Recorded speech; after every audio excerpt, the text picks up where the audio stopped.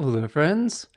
This is Spencer Michaud, and today we're going to be talking about the new moon in the third decan of Sagittarius. Hope that you're having a wonderful Friday afternoon out there. We're heading into a weekend with Mars squared Neptune, so I hope that you're surviving the choppy, watery waters that we're experiencing here today. But yeah, please let me know if you are joining us. Leave me a little note in the chat. Let me know where you're stopping in from.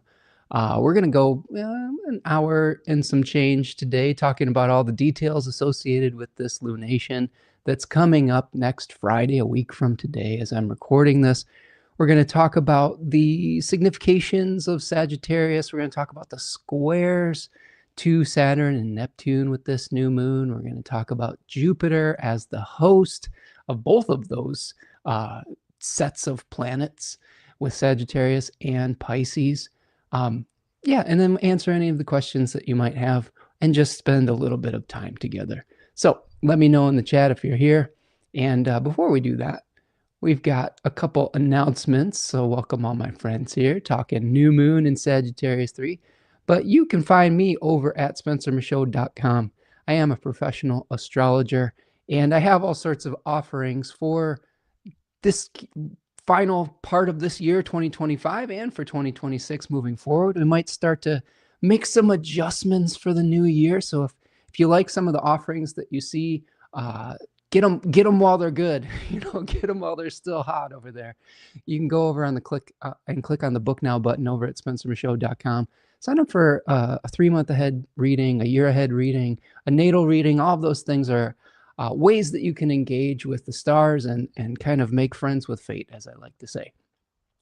You can also go visit the store at spencermichaud.com, where there's all sorts of webinars where you can learn astrology. You can learn about the decans, something that I love to talk about here on the channel, the 10-degree divisions of the zodiac. Normally we think about the zodiac as 30-degree divisions of 12 signs, and then we have these extra divisions with 10-degree sections to give us 36 different ways of looking at our chart.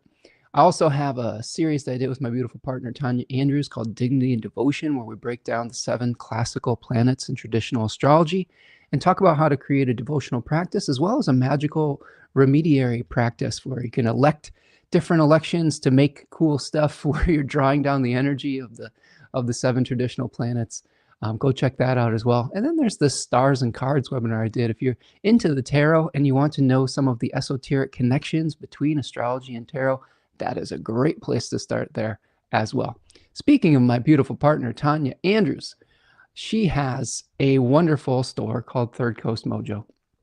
And right now she has her Merry Mojo 25% off sale going on. So if you have been saving up, you're like, I've been looking at some of this stuff. I've got my eye on some things. This is a great time to take advantage of 25% off. There are custom elected magical planetary oils. There are herbs. There are soaps, all sorts of apothecary goods for you. Go over and support her. She does excellent, excellent work. And I think you'll be very pleased with the production values of Third Coast Mojo. So go check that out. May make great Christmas gifts as well, friends. I also have a newsletter if you would like to know when I'm going live, what the next topics are going to be, what's going on at Third Coast Mojo. I help keep you updated on when new products are launched over there as well. Sign up for that in the description of this video or wherever you are getting your podcast, your Spencer Michaud Astrology podcast. I've been starting a new little thing that maybe people will like it, maybe they won't, I don't know. But I've been adding kind of my favorite song of the week or something that's speaking to me. This week's track was Sweet Disposition by the Temper Trap.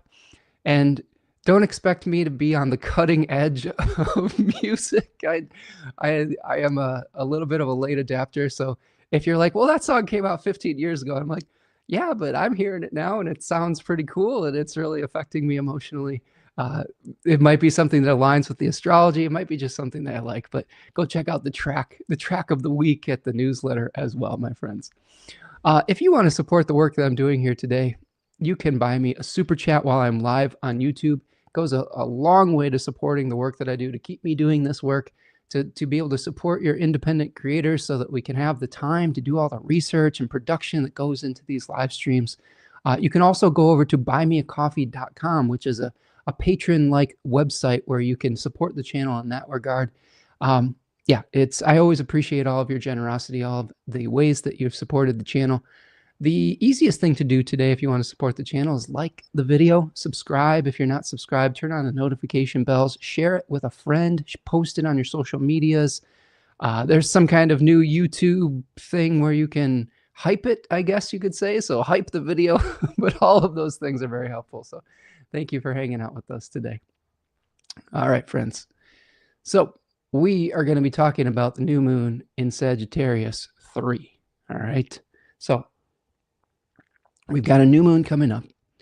We had a bunch of planets at the bending of the nodes recently and are moving through the bending of the nodes. We've had the sun go through that transition. We've had Mars recently go through the bending of the nodes. Venus this past week. So the Venusian chapter of that has been unfolding.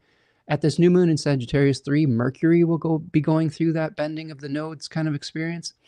And really what that means is that these planets are going in a transition from a point of decreasing, of course, the south node, or K2. And in this case, K2, or the south node, is hanging out in Virgo.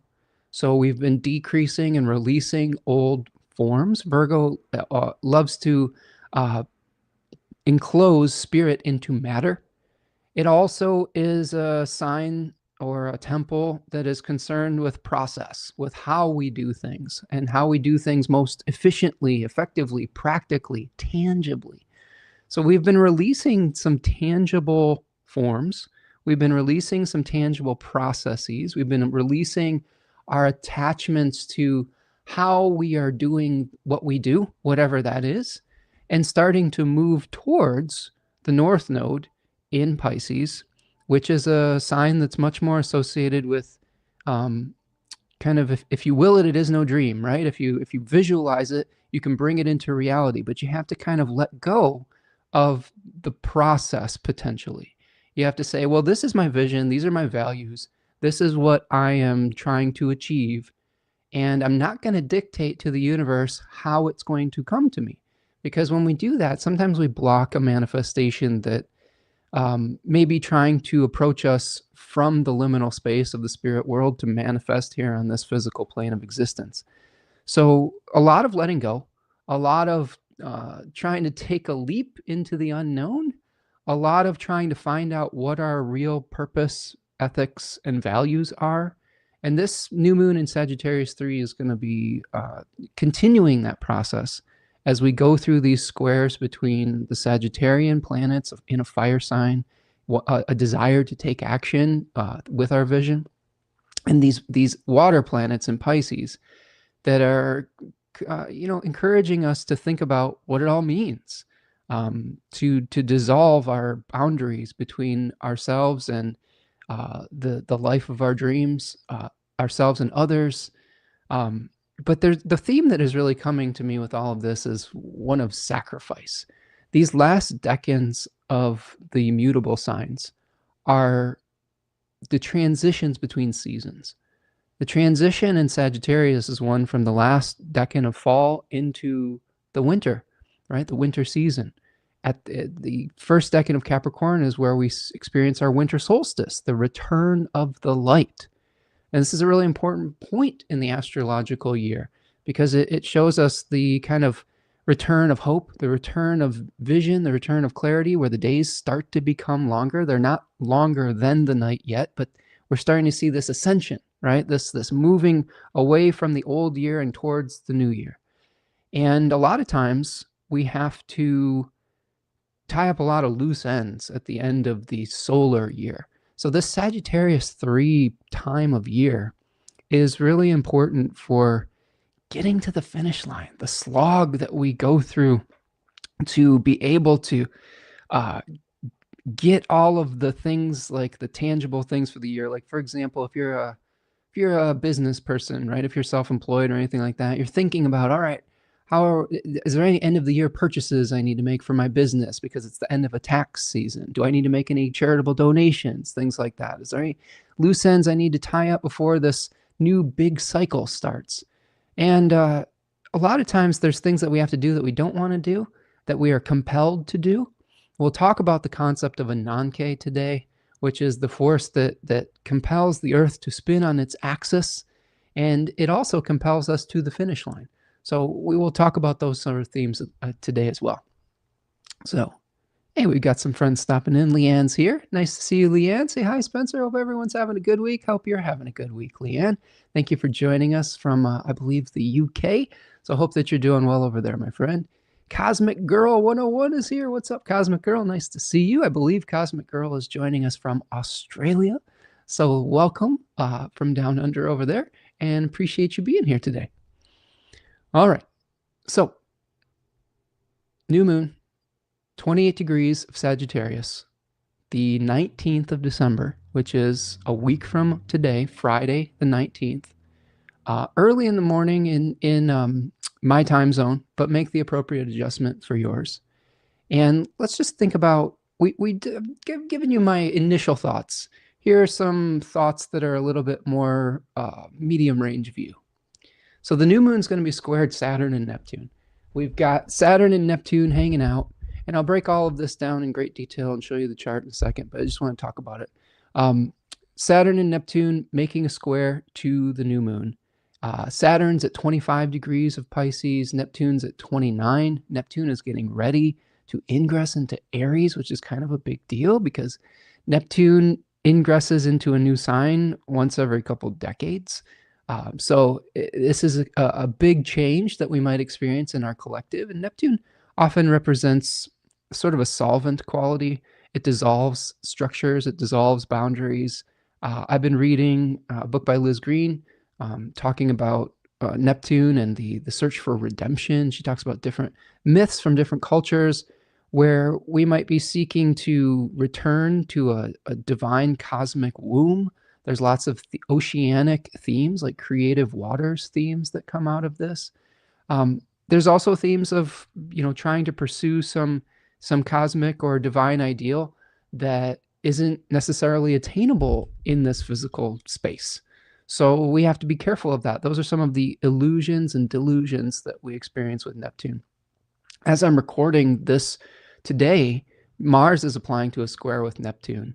And we've been getting some weird water themes coming up. Like, we got a notification from our water municipality about a potential water main breaking, and that we might have to boil our water for the next 24 hours, and they were going to shut the water off.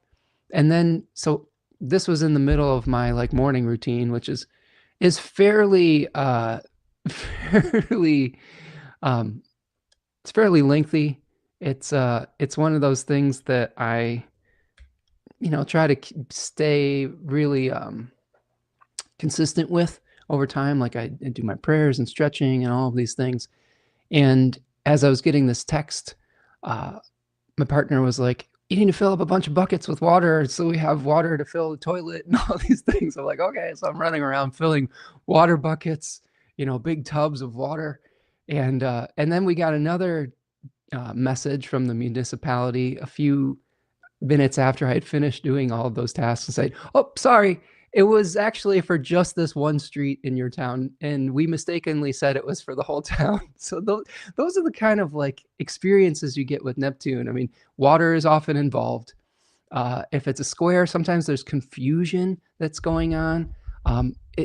Neptune tends to dissolve the energy of the planet that it is contacting. So Mars is sometimes our willpower, our ability to fight through obstacles. And we may all be just feeling a little bit tired right now. I know I am. I'm feeling a little exhausted. We're trying to get to the finish line, and it's all a little up in the air and chaotic. Also, another water theme that I thought was interesting. I know this is I have a Virgo stellium, so bear with me with the mundane house stuff, but we have a stopper in our toilet. You have a little stopper that lets the water go up and down in the toilet tank. And the toilet wasn't flushing. This was right after I'd filled all these buckets. And I opened up the tank and saw that the toilet stopper was kind of disintegrated. It's like, what the hell's going on? It's just so it's interesting to see all of these issues come up with water with Mars, and and Neptune in that regard. So long story short, with this new moon that's coming up, you may also start to see some themes that are very literally related to water, since Saturn and Neptune are in Pisces. It's not going to be the Mars square necessarily, but it's going to be the lights are going to be squaring Neptune, the moon and the sun, and Venus is going to start moving into a square. So topics associated with the solar energy, the Leo topics in our life that the sun is responsible for hosting, the lunar energy in our life, the Cancer topic in your chart, and then the Venus topics, Libra and Taurus, because those planets are sort of like stewards of those temples, those lands. Each of the 12 houses in your chart is associated with a different like slice of life, a different topic in life. And when you are looking at the planet that hosts those topics, sometimes those particular issues can crop up for you. So let's say I'm just looking at this arbitrary Leo rising chart. For the Sun Saturn or Sun Neptune square, it might be a first house issue related to the body, related to a sense of identity. When the Venus squares the Saturn and Neptune arrangement, you might be experiencing things with a third house and a 10th house issue. Your public face, your local community, your daily habits and routines associated with the third house. So all of those things could be going through a confusing kind of melting or disintegration and a need to rebuild when we get to January with the Cazimis in Capricorn. So that's one piece of this. And we've got some more friends stepping in that I want to welcome. Leanne says, you have such a good memory. I try to. I have a little bit of a sticky Cancerian memory for certain things. I have like little areas of genius with my memory and then other areas where I can't remember anything. I do remember people and places and like little details about their charts really well. If you ask me to remember a song lyric, I have real difficulty with that sometimes. But I remember the melodies really well. It's just the lyrics I get jumbled in my head because it's more of a feeling rather than something that is tangible. Javiera is here. Says hi. Hola. Hope everyone is well. Nice to see you, Javiera. Hope you're doing well. Yes. Javier says my Virgo moon is excited with the conversation. Yes, all of the toilet maintenance, like water pipe stuff. Yeah, for us Virgo types, it's probably, it's relatable, right? Javier says I've got all this Sagittarius action firing off in the 12th. Well, we'll try to break it down for you and try to make sure that we guide you in the right direction. But the 12th house, asking for some rest, right? Some peace, some solitude, and being able to get that at this new moon should be important for you. Okay, so we talked about the new moon squared Saturn and Neptune. Now we also, and we might as well just put the chart up here. Might as well just put it up, right? I know it's not going to be super big, but you could see, now you could see here, here's the new moon, 28 degrees of Sagittarius. You've got the Saturn and Neptune square happening between those two places. And a couple other features of this new moon, Mercury at the bending of the nodes. So here we have Mercury at 10 degrees of Sagittarius, okay? And it is going to be squaring the north node at 11 degrees Pisces and the south node at 11 degrees Virgo. So we talked about this a little bit earlier, but this is a big, this is a big turning point for Mercury. And if we think about what Mercury represents, Mercury is a go-between. It is a planet of commerce. It's a planet of liminal spaces. It's a planet that talks about exchanges, like going from one place to the next. It talks about communication. That's an exchange of information. So our ability to make exchanges is going to be going through this period where we're coming to like the valley. Like think about we're on a journey. Let's use Lord of the Rings, right? Let's think about where we've started walking on our journey with our fellowship, and we've come to the place where we've got to go down into the mines of Moria, the depths, the lowest place we're going to be. Maybe we've lost Gandalf along the way, and now we're coming out of Moria and we're starting to ascend again. If you think about these planets at the south bending, it's like we're deep in the depths of Moria. We're at the deepest point. There's only the only direction to go is up, right? And that's good news to me, because we might be feeling pretty burnt out, pretty tired. We've had to go through a lot of release. We've had to go through a lot of letting go. And now we get to start to move towards visualizing what we want to increase next. I know that I've been telling this story about my own family's experience with these bending of the nodes, but my own family's going through like an employment transition. My beautiful partner Tanya of Third Coast Mojo had a day job, and due to a budget cut, she's been laid off from her job. Today is actually her last day as Venus is going through the bending of the nodes. Funnily enough, Venus is the ruler of her 10th house. So this is the low point for a career or a public facing type of thing, but there's nowhere to go but up, right? And as difficult as the releasing process has been, there's a little glimmer and sliver of hope that comes with some of that freedom. Now, freedom can be, if we use song lyrics, I do remember a few every once in a while. The cliche is freedom is just another word for nothing left to lose, right? This is what K2 said. Well, I've stripped everything from you. This was the year of the snake, which K2 is a snake without a head, right? The body of the snake. I've stripped off the old skin, and now you're just this fresh baby snake that needs to figure out where to slither to next. And that can be a little confusing at first. And I think that this new moon in Sagittarius, we might be a little bit confused because we've had some things taken away from us. We've had some old forms and some old ways of doing things be shown that it's not going to work anymore. What was once the right process, what was once the right form, the right job, the right routine, the right relationship, whatever it is, based on your chart, right? It's got to change, and it's not going to work the same anymore. We're stepping into a new era, a new eon, a new cycle. Okay, especially because we are going to be seeing some pretty big movements with outer planets, especially with Saturn moving into Aries and Neptune moving into Aries. And that's going to be happening in the beginning of 2026. In the shorter term, we've got Venus and Mars making that renewal in the heart of the sun in early January, but lots of new cycles coming. So look to the Gemini and the Virgo area of your chart for what Mercury is trying to teach you at this point. Mercury at that low point, right? And then how can you visualize what you want to come next? A couple other things. Venus and Mercury are going to be co-present with the lunation. You can see here, we've got Venus here and Mercury. Venus is not necessarily in a place that it likes or dislikes. It's fairly neutral in Sagittarius. Mercury, though, is in its exile. Mercury is in a place where it's not super comfortable to be able to carry out its desires, which is oftentimes is trying to analyze data. It's very detailed orientated, gather new information, split things into categories.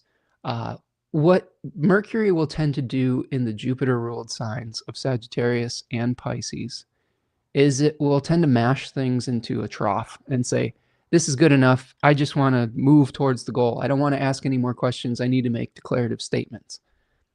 That can be good in some circumstances. It can get us into a lot of trouble in other circumstances where we need to be good listeners, where we need to ask a lot of questions. So be careful about making declarative statements that are not necessarily backed up by the proper amount of research. Be careful about I don't know, just moving too quickly, right? I think that oftentimes Sagittarius energy it moves fast. It's like, okay, all the trees are off all the leaves are off the trees. We can see blue sky ahead of us, and we just want to shoot these arrows and try to hit whatever target that we're aiming for. But I think what Mercury can help us do is to refine our aim a little bit, because if we don't take the time to properly aim and to stabilize our footing, to be able to calm and center ourselves before we release that arrow, uh, we might miss the mark, and you may only get a couple shots at it. So you want to make sure that you're taking your time with this. The Venus part is going to, I think, smooth things a little bit. The only issue I see with Venus and the other issue, I guess you could say, with Venus there and Mercury is that they're both under the beams of the sun.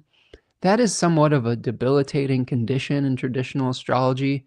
It means that they are too close to the solar king, and in some of the mythological way of looking at it, they're kind of getting burned up a little bit. They're also invisible. So a lot of the things that we're going through are behind the scenes. And we may be wanting some visible manifestation of the work that we're doing, but that might not be available yet. Doesn't mean it won't be eventually, but it's not quite available in this moment. So this is another moment that is requiring faith, is requiring being able to hold on to something that we can't yet see. And I think that's sort of the essence of faith, being able to believe in something that isn't tangible yet, that is more of an idea or an ideal, and being able to hold fast to that belief and unwaveringly commit to it. So this is sort of what Venus and Mercury are asking of us on some level here. The other things to consider, Mars and the moon are going to be out of bounds for this lunation. Now, out of bounds is a condition of these planets where they are moving outside the normal declination path of the sun. There's this kind of imaginary line over the horizon that the sun moves across every day over the course of a year. It rises a little bit higher as the days are increasing. It rises a little bit lower as the night is increasing, right? After the summer solstice. And when these planets go outside of that normal path of the sun, they're sort of like maverick planets, and they're operating under their own authority rather than the authority of the solar ruler. So really what we see with these planets out of bounds is a lot of abnormal risk taking with Mars potentially. Maybe we're getting pretty upset about certain things that might not bother us otherwise, with anger that is not necessarily conforming to the socially acceptable anger. When the moon's out of bounds, it could be that our bodies are feeling a little bit pushed to their limits. Maybe we're having memories, like moon is associated with memory as well as Mercury. So these planets can be bringing us a lot of emotions. Our emotions could be wildly swinging. So I guess my advice with moon and Mars out of bounds is, especially with Mars, have your steam valves. Take a 10 count before you pop off in a Mercury and Sagittarius type way. I would also say that if there are certain things that you do need to cut out of your life, you may be able to do so more effectively with Mars out of bounds. You might be hesitant to do so in other situations, but with this particular arrangement, it may be easier to do that. With the moon out of bounds, this happens fairly regularly. This isn't something to get too concerned about. This happens 3 or 4 times a month. But during those times, taking it easy, like practicing your self-care, all those things can be very helpful. All right, so those are sort of our kind of extra pieces of this that I can see. We'll talk a little bit about the sun and moon in Sagittarius III in a second. I want to check in with the chat, see how all of you are doing. All right, let's see here. Poor Saturn, Neptune, Javier says I'm the baby snake. It is confusing, right? Mercury has been elbowing me daily since entering Sagittarius, and it's retrograde. Yeah, I think on some level, we're all baby snakes right now. We're all kind of shedding our skin and going through this release process. Javier, my partner is a Chinese Year of the Snake person. And so she was born in the Year of the Snake. I don't know if you were born in the Year of the Snake, Javiera, but so she's feeling this really acutely, like with shedding an identity that she was very, I don't know, pretty attached to, right? I think if you're somebody who takes a lot of pride in their work and their job, as a Capricorn rising, work can be even more important. Our public roles, and when those are shifting, it can be very, very confusing. And it can feel like a death, right? A little death.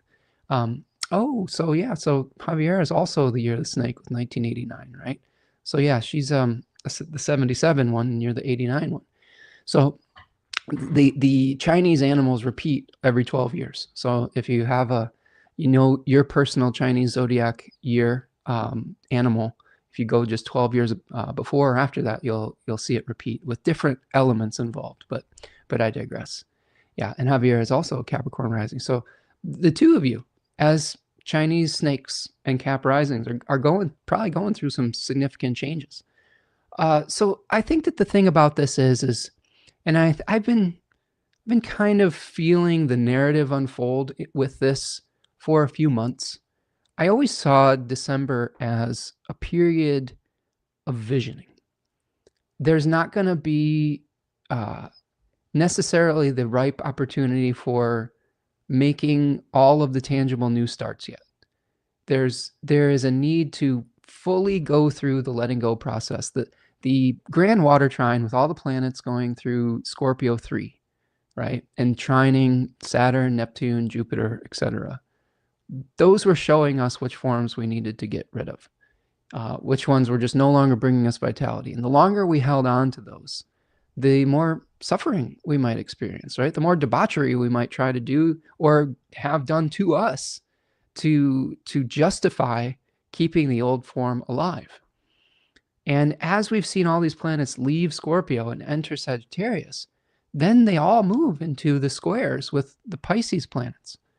And again, Sagittarius planets want to move towards a goal. They want to take action based on their experience. When they run into a square with the Pisces stuff, the actions are, it's like trying to run underwater, right? Think of like a horse that, oh my God, this is like the image that's coming up to me. But this is going to traumatize the 80s kids. Remember like Artax from The Never-Ending Story, right? Where we had to watch that horse like sink into the quicksand and like all the trauma that was associated with that. Like, I think it was our first, one of our first experience with like the slow, painful death kind of experience. But that's kind of sort of what it feels like with the squares with Sagittarius and Pisces. Is we're trying to run, we're trying to move, but there's this force that's sucking us under, and it's very difficult to figure out how to get running again. But there's a happy ending with all of that, I believe. If my memory is, maybe I blocked out the bad part. Maybe there's not a happy ending. Like, but in our case, there is, because the world keeps on spinning, and we're not going to get stuck in there forever, right?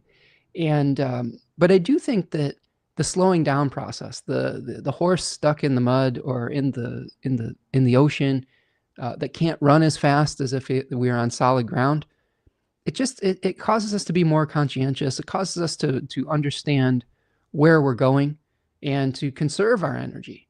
And once we get past the Sagittarian season, man, that Capricorn season is going to be really ripe with interesting new starts. So I think that's the main advice I can give you with all this, friends. Find out what is meaningful to you.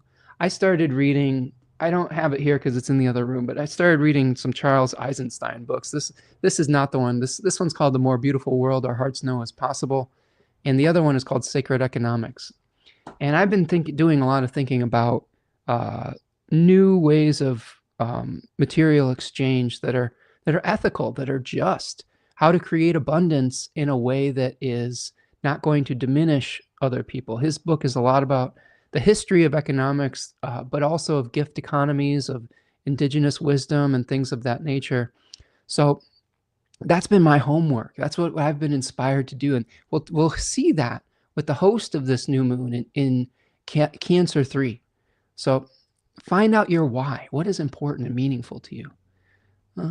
Let's see. Javier says, it's pretty amazing though. Yes, hard, but it's liberating and transformative. It's exciting and cleansing. Yes, greatly needed. Yeah. And that's the thing. A lot of times we're like the frog in the boiling water, right? We know that a situation is starting to become uncomfortable, but we don't know how to get out of the pot. And before we get out, it's kind of too late sometimes. So this is us just taking the leap, right? Or really the metaphor is the pot's getting dumped out before we boil to death, right? In a situation that isn't right for us. Leanne says, if a planet is out of bounds in your natal chart, does a transit of that planet going out of bounds tend to amplify things? That's a great question, Leanne. I would probably tend to say yes. I think that any planet that is getting contacted in your natal chart by a similarly conditioned planet in the outer transits would bring some of those themes to the fore, right? So, like, for example, let's play this out in a couple different ways. You might have an out of bounds planet, Leanne, and let's say it's Venus, and then Venus out of bounds can be an attraction to non-traditional relationships. And if Venus is out of bounds by transit, everybody's kind of going through that, and they're kind of on your wavelength. Sometimes I feel like when we have a special condition in the chart, like an out of bounds or a retrograde planet, when that particular planet is doing the same thing in the sky, it feels like we're not the weird ones anymore. I experience this with Mercury retrograde. I have Mercury retrograde in my chart, and when Mercury retrogrades, I don't necessarily feel as put out by it as a lot of people do, because I'm like, oh, you mean everybody is being a little bit more reflective and thinking about their words before they speak, or being able to go and review all sorts of things before making decisions. Wow, that's kind of nice to be in that wavelength. So yeah, I think that's a definitely an amplification kind of experience for sure. And here's the thing, Leanne, the end of December, we're going to have 4 planets moving out of bounds. We're going to have Mars out of bounds, which is a longer term influence. Mars is out of bounds from November 27th to the 3rd of January. Okay. We have Venus out of bounds from December 20th to January 3rd. And then Mercury is going to be out of bounds from the 28th to the 15th, 28th of December to January 15th. And then the moon from the 30th to the 4th. So that's like all of these planets are not acting within the socially acceptable way. So there may be a lot of new risk taking that we see happening, or a lot of people just acting out of character. But maybe we need that. Maybe we need to shake up our routines and ruts, etc. Maybe this is helping us to move forward into the new, whatever the new story is or the new narrative. Okay. So let's start talking a little bit about the sun and moon in Sagittarius III. Okay. So here's my Decan flashcard for this. Put these together when I was doing my Decan's webinars to give you a little bit of a study tool. When you purchase the Decan webinars, you also get these digital Decan flashcards. My daughter, my beautiful daughter, Sophie, has been encouraging me to make these into tangible, drop shippable things. So maybe those will be coming in the year ahead.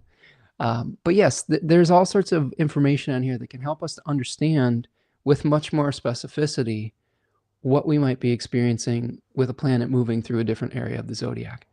So Sagittarius III, it is syncretized with the 10 of Wands.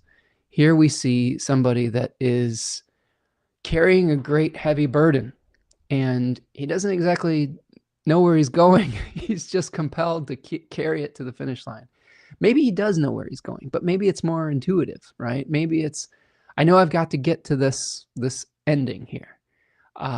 This is a Decan that I was touching on in the very beginning of the show, where it's one of the final mutable Decans, right? The last mutable Decans in the mutable signs, Sagittarius, Virgo, Pisces, Gemini, are all transitions from one seasonal experience to the next cardinal sign. In this case, we're trying to get to the cardinal sign of Capricorn, which is associated with the winter solstice and the return of the light. There are different rulers for each of these planetary decans, okay? And we have the whole sign of Sagittarius is ruled by Jupiter, where we are trying to bring all the elements together, body and spirit together, to reach a specific goal, to act on our beliefs. Well, this part of Sagittarius, between 20 degrees Sagittarius and the beginning of Capricorn, is ruled secondarily by Saturn. It's a Saturn-ruled phase. So this is the hard work part of Sagittarius. We had a Mercury decan in Sagittarius 1. Okay, I'll just show you here. Here's the Mercury phase, so the communication phase, the questioning phase, the movement phase. Here we have the lunar decan, where we are trying to unify body and spirit to get to the end of the goal. And then now we have the Saturn part where it says, well, you've made this decision, you've decided where you want to go. Now you've got to carry that vision to the end through hard work, through just, I don't know, like through the burden of your belief. This is sort of I'm going to push myself beyond my limits to get to the finish line. Austin Coppock calls it a horse's skull. The book T in the Book of Thoth calls it the Lord of Oppression. And of course, we have that daimon spirit, Ananke, the force that causes the earth to spin on its axis, or on its spindle, I guess you could say. Ananke is also a word for the type of fate that we create for ourselves through our ignorance, through just going through the motions. So another thing to think about with this decan is, are we just going through the motions? Like, are we creating things due to our ignorance? Saturn is often associated with blindness, with darkness. So we don't want to make sure that we want to make sure that we're not blindly going and just going in a direction that isn't good for us, right? The horse's skull part of it, of course, we've got the centaur, half horse, half person. And this is really the pushing the body past the limits. I often make a referral to my beautiful partner, Tanya Andrews of Third Coast Mojo, because she has the sun in this decan. You can wish her a happy birthday on December the 20th. It'll be a big one, a big first house perfection year for her. So launching off into a new journey. Go support her at Third Coast Mojo. She's going through a big transition right now, and I think the support that she receives at Third Coast Mojo, I think, will be really really helpful around this period. So if you have the means to do so, go get yourself some nice stuff over there. But what I've noticed with her is, first of all, she's a tough, strong, resilient person. And when she sets her mind to something, she is unstoppable. And sometimes to the point where I have to say, hey, you kind of need to stop and go rest, right? And this is really the Sagittarius III energy, where we can't stop. We feel so responsible for something in our lives. The Saturn responsibility, we feel so bound to it. We say, I have to do this, or something bad's going to happen, right? Or I have to do this so that I can make something good happen. It is almost like there's no choice in it. Tanya was a championship level cross country runner in high school and into college. And one of the things that she talked about with her, the way that she was able to create success, was she had an unearthly ability to endure pain. And so it's not that she was enjoying it. She was just like, I just kept going. I had to keep going and going and going, to the point where I just blew out my shins and feet with plantar fasciitis and things of that nature. But it helped me to sustain a pace over a long distance. And that's kind of the energy with Sagittarius III too, is we're like cross-country runners. We're distance runners, where if you've ever done a distance race, the last few miles of that race, your body is like, it's hurting,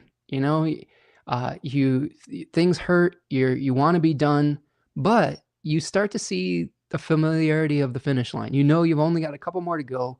Maybe that runner's high has started to kick in, and you know that if you just keep going and push it to the very last little, with the last little energy, that you can get to that finish line and you can rest again.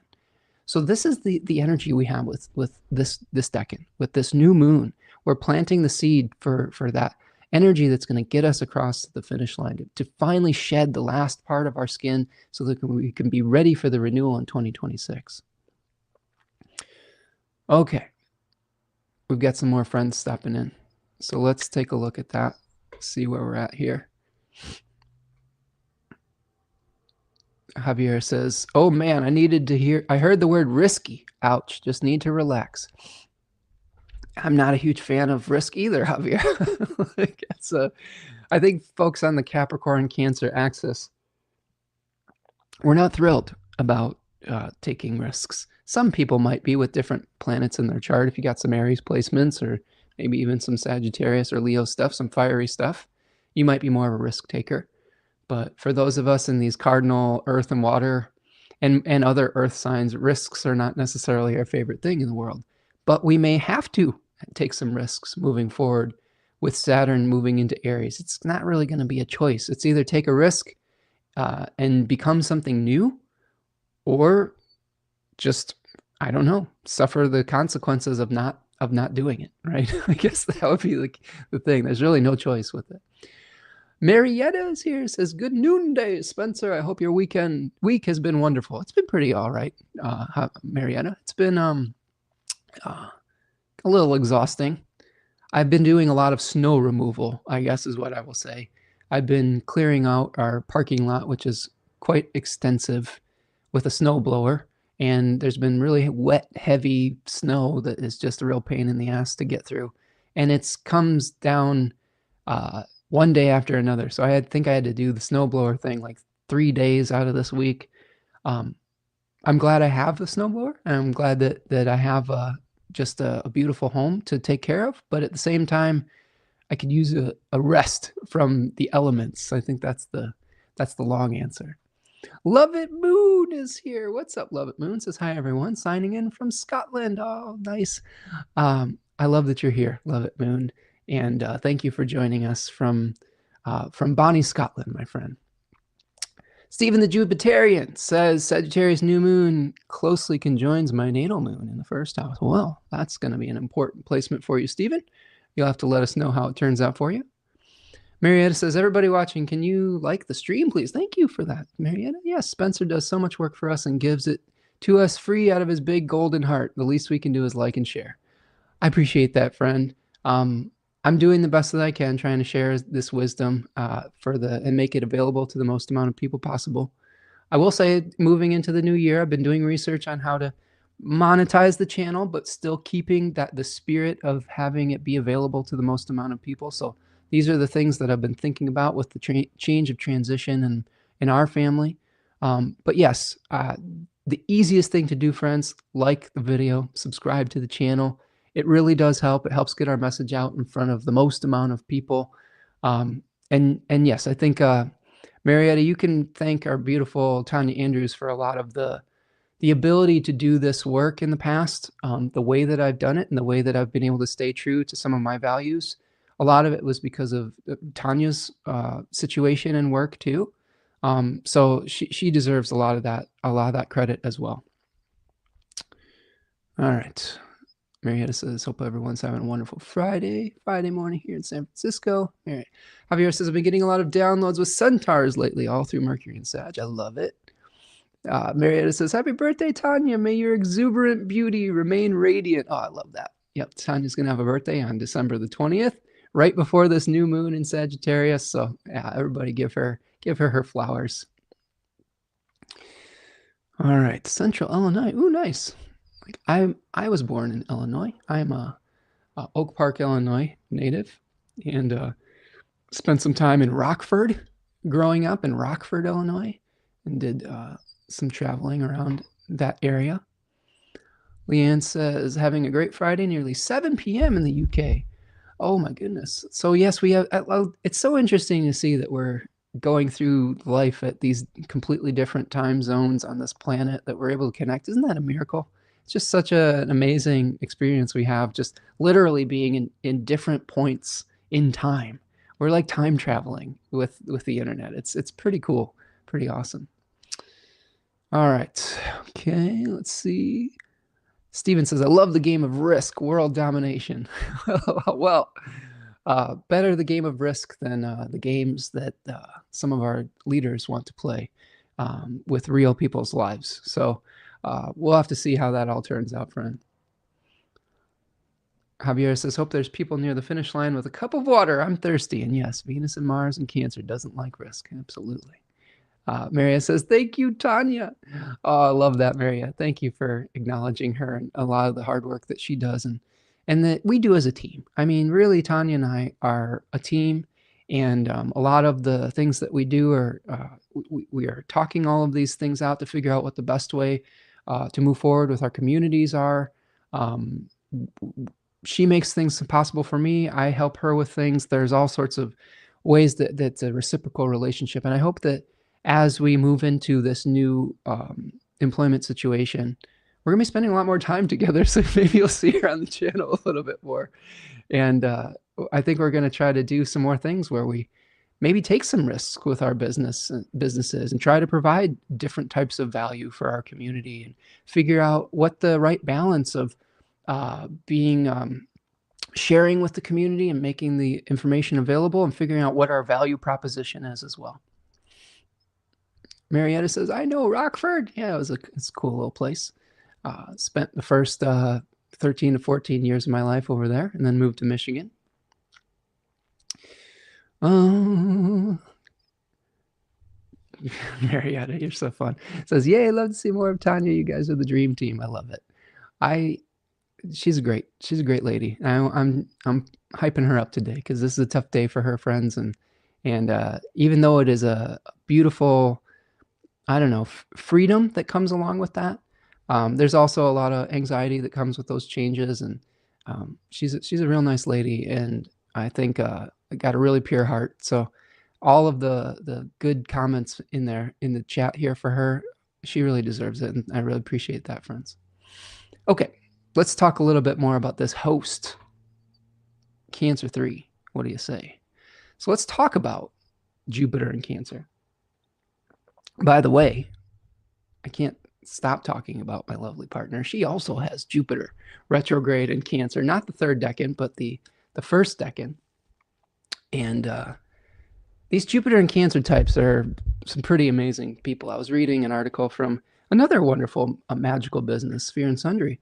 They were talking about Jupiter and Cancer election, and Austin himself has Jupiter retrograde in Cancer, and Rob Hand, one of the translators in Project Hindsight, the people that helped us acquire all this knowledge of traditional Hellenistic astrology, and also Diana Rose Harper, an excellent astrologer who's kind of in the next generation in the up and coming world of astrology. So some really interesting people with this placement. So what are we looking at when we have Jupiter retrograde in Cancer 3? First of all, it's an aversion to the new moon. So this is a place that it is having difficulty making the communication with Sagittarius, although I wonder, this is just a thought. This is not anything that I've done any research on, but there is a concept in Hellenistic astrology called lichen girding. And that is when a planet is in one of its own domiciles and able to have a secret line of communication with the houses that it rules. Okay, so, or with the planet that is in its home. Maybe I'm just thinking of this in a roundabout weird way, but my thought process was, well, if Jupiter is in its exaltation, a place that it likes to be in, is there that secret, almost lichen girding type of relationship? Maybe. I don't have a definitive answer, but I would like to ask the question. What are we looking at with Jupiter in Cancer? What does Jupiter like to do in Cancer? Well, first of all, Jupiter is also known as Zeus, okay? In the Greek tradition, Jupiter being the Roman name for Zeus. And Zeus in mythology is a figure who begets many, many children, right? He's very fertile. This is one of the reasons Jupiter is exalted in Cancer. Cancer is a very fertile sign. So we have the right conditions for that fertility. Now, one other little thing that I've been researching is the concept that we saw in Jyotisha, or Vedic astrology, Eastern astrology, where a retrograde planet in its exaltation or fall will tend to act in the opposite sign manner. So because we have an exalted planet, Jupiter, retrograde in Cancer, it might be acting a little bit like Jupiter in its fall in Capricorn, which pretty interesting, right?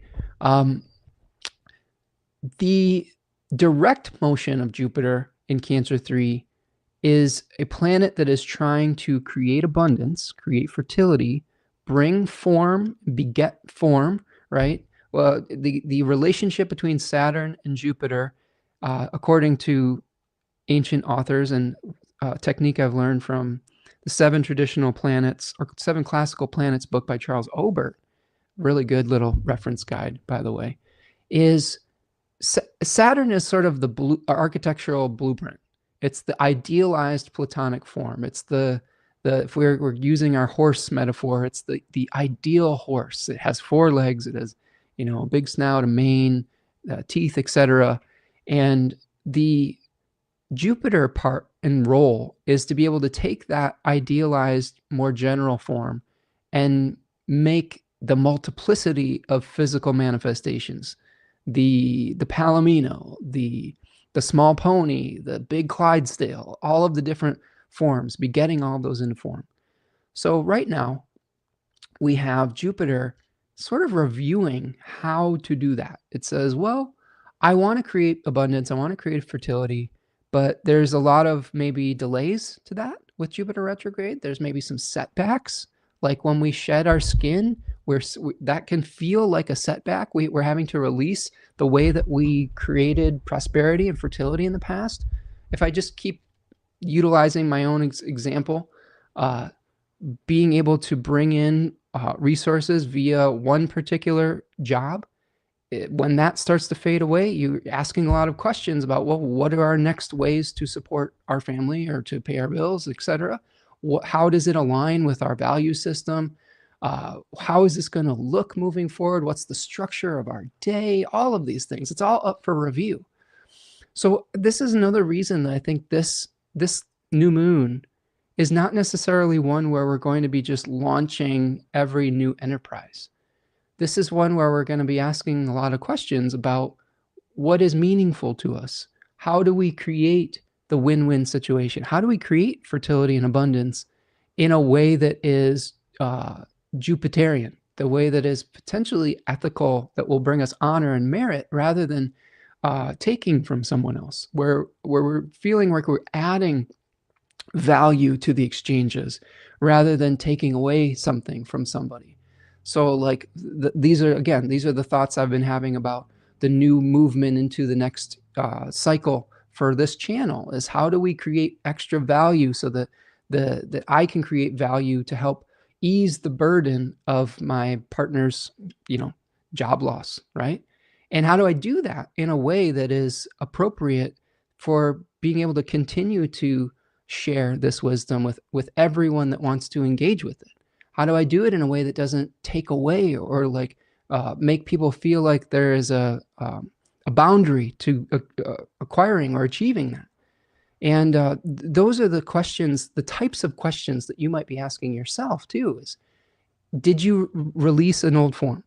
And now how are you able to replace that in a way that is going to be in alignment with your true self?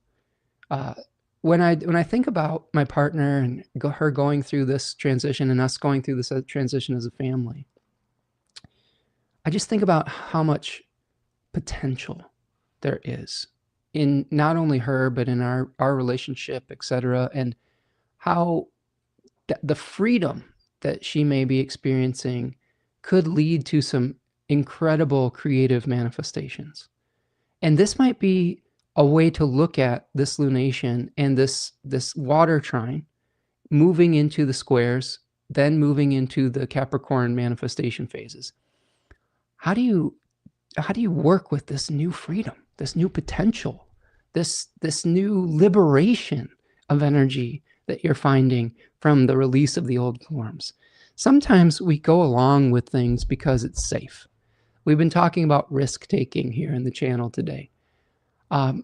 As we get older and this is not true for everyone. This is not a blanket statement, but sometimes when we get older, we we feel a little bit less risk averse because we have a little bit less energy. Maybe it's harder to learn or make adjustments because we've been doing things the same way for so long. And oftentimes we want to conserve our security over our curiosity or things of that nature.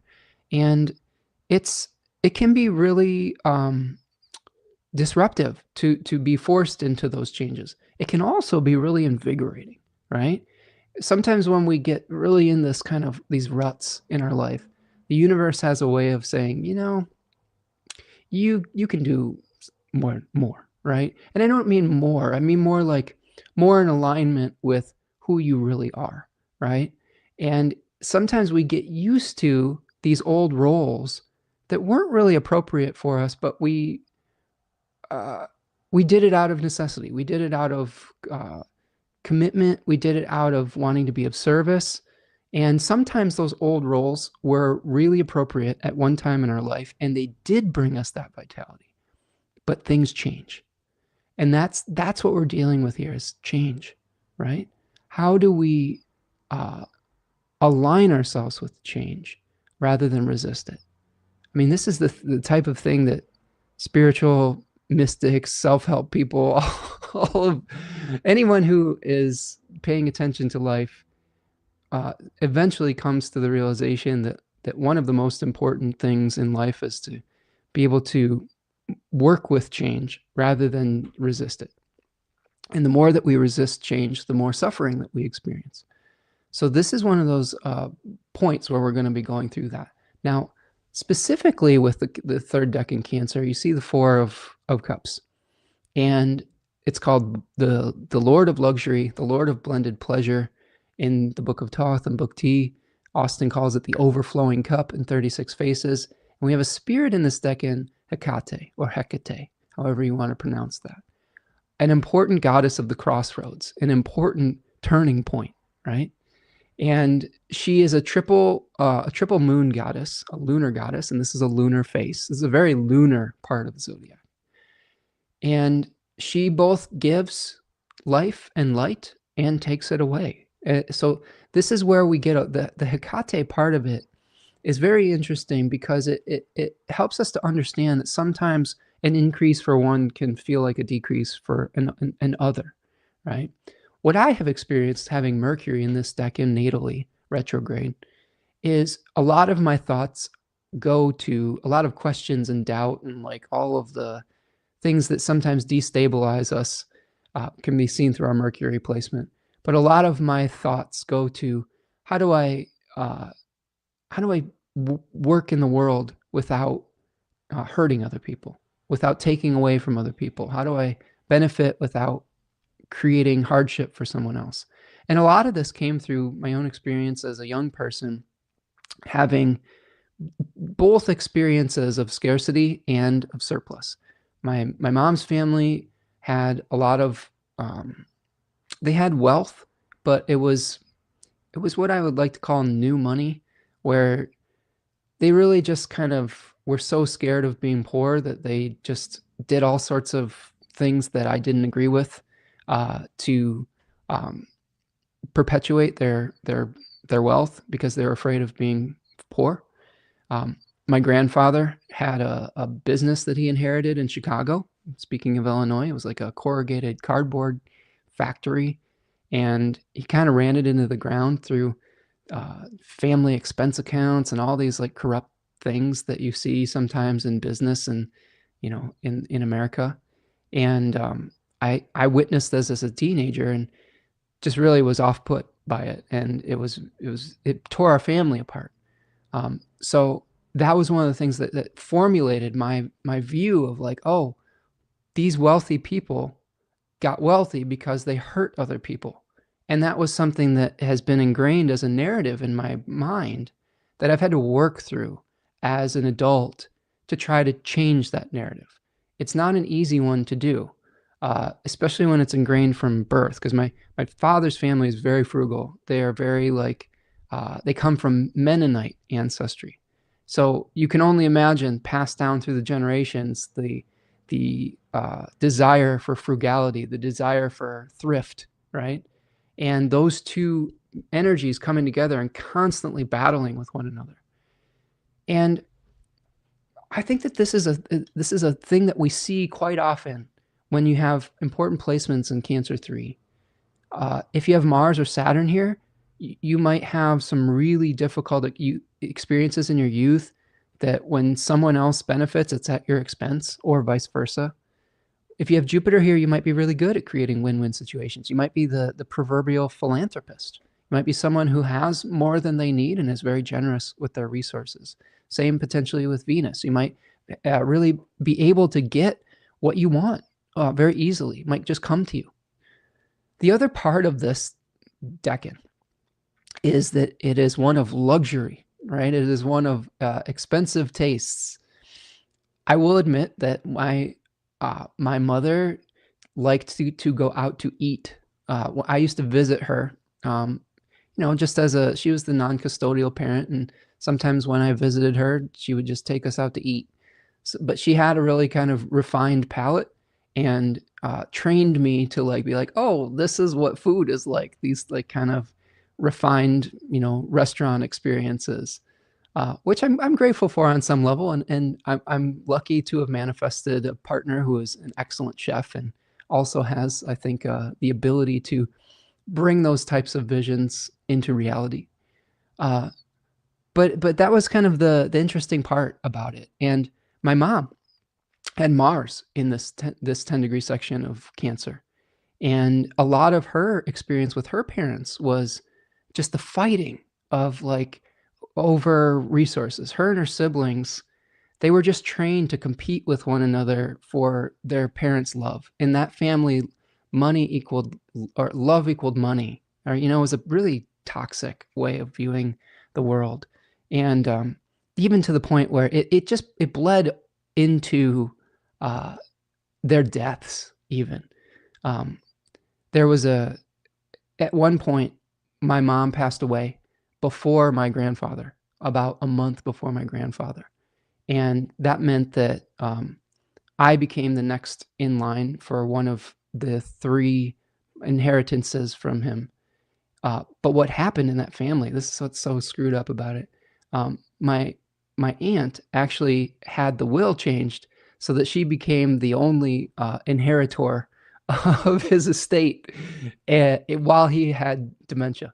And that's the kind of things that these people do. And instead of going and fighting all that and going and making it worse over time, and I thought about what would my mom want me to do and what would my dad advise me to do.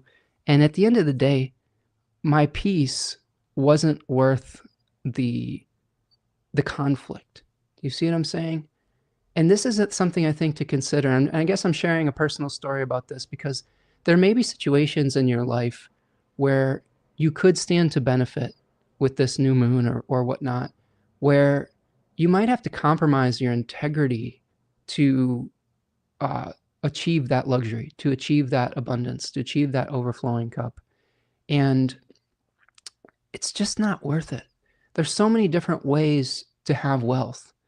In my estimation, my peace of mind, my centeredness, the love that I have around me, the relationships that I've built, the time that I value, the wisdom that I've gained through the quest for knowledge, all of that makes me extraordinarily wealthy in ways that my family on that side of the family couldn't even imagine or begin to engage with, because they don't measure wealth in that way.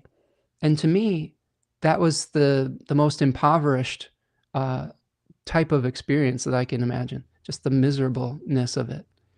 So this is something to consider as we move into a season that is associated, I think, with generosity, that has been twisted into a season of capitalistic greed, and has been twisted into a season that we feel like we have almost an obligation to give in a certain way. to people. And I'm here to tell you, and this is not anything new. This is something we've learned in, like, Charles Dickens, for example, Christmas Carol, things of that nature. There are so many ways to fill our hearts with abundance. And just all of you being here in the chat here today, this is an abundance of attention. This is an abundance of eyes, of sharing with one another. I think it's really an important thing to remember as we come into the holiday season, and especially in Sagittarius season, where Jupiter is, think of that ghost of Christmas past, I guess you could say. Or was it present or past? I can't remember. Whichever one's the great Jupiterian cornucopia type of figure. And what Dickens is trying to teach us is not to be miserly, not to hang on to things to the point where we lose the other types of wealth, not to hang on to money to the point where we're losing those other types of wealth, like relationships, like time, like health, all of those things.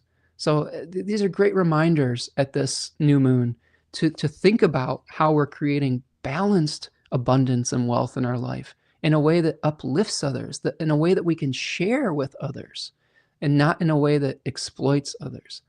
And I do think that this is a really important thing to talk about moving forward, because we are at the cusp of a transitory period in time where the economic system that we live in doesn't work for everyone anymore. Or if it ever did, okay, let's be real about it, but it's getting harder and harder for it to work for anybody but the very, top 1%.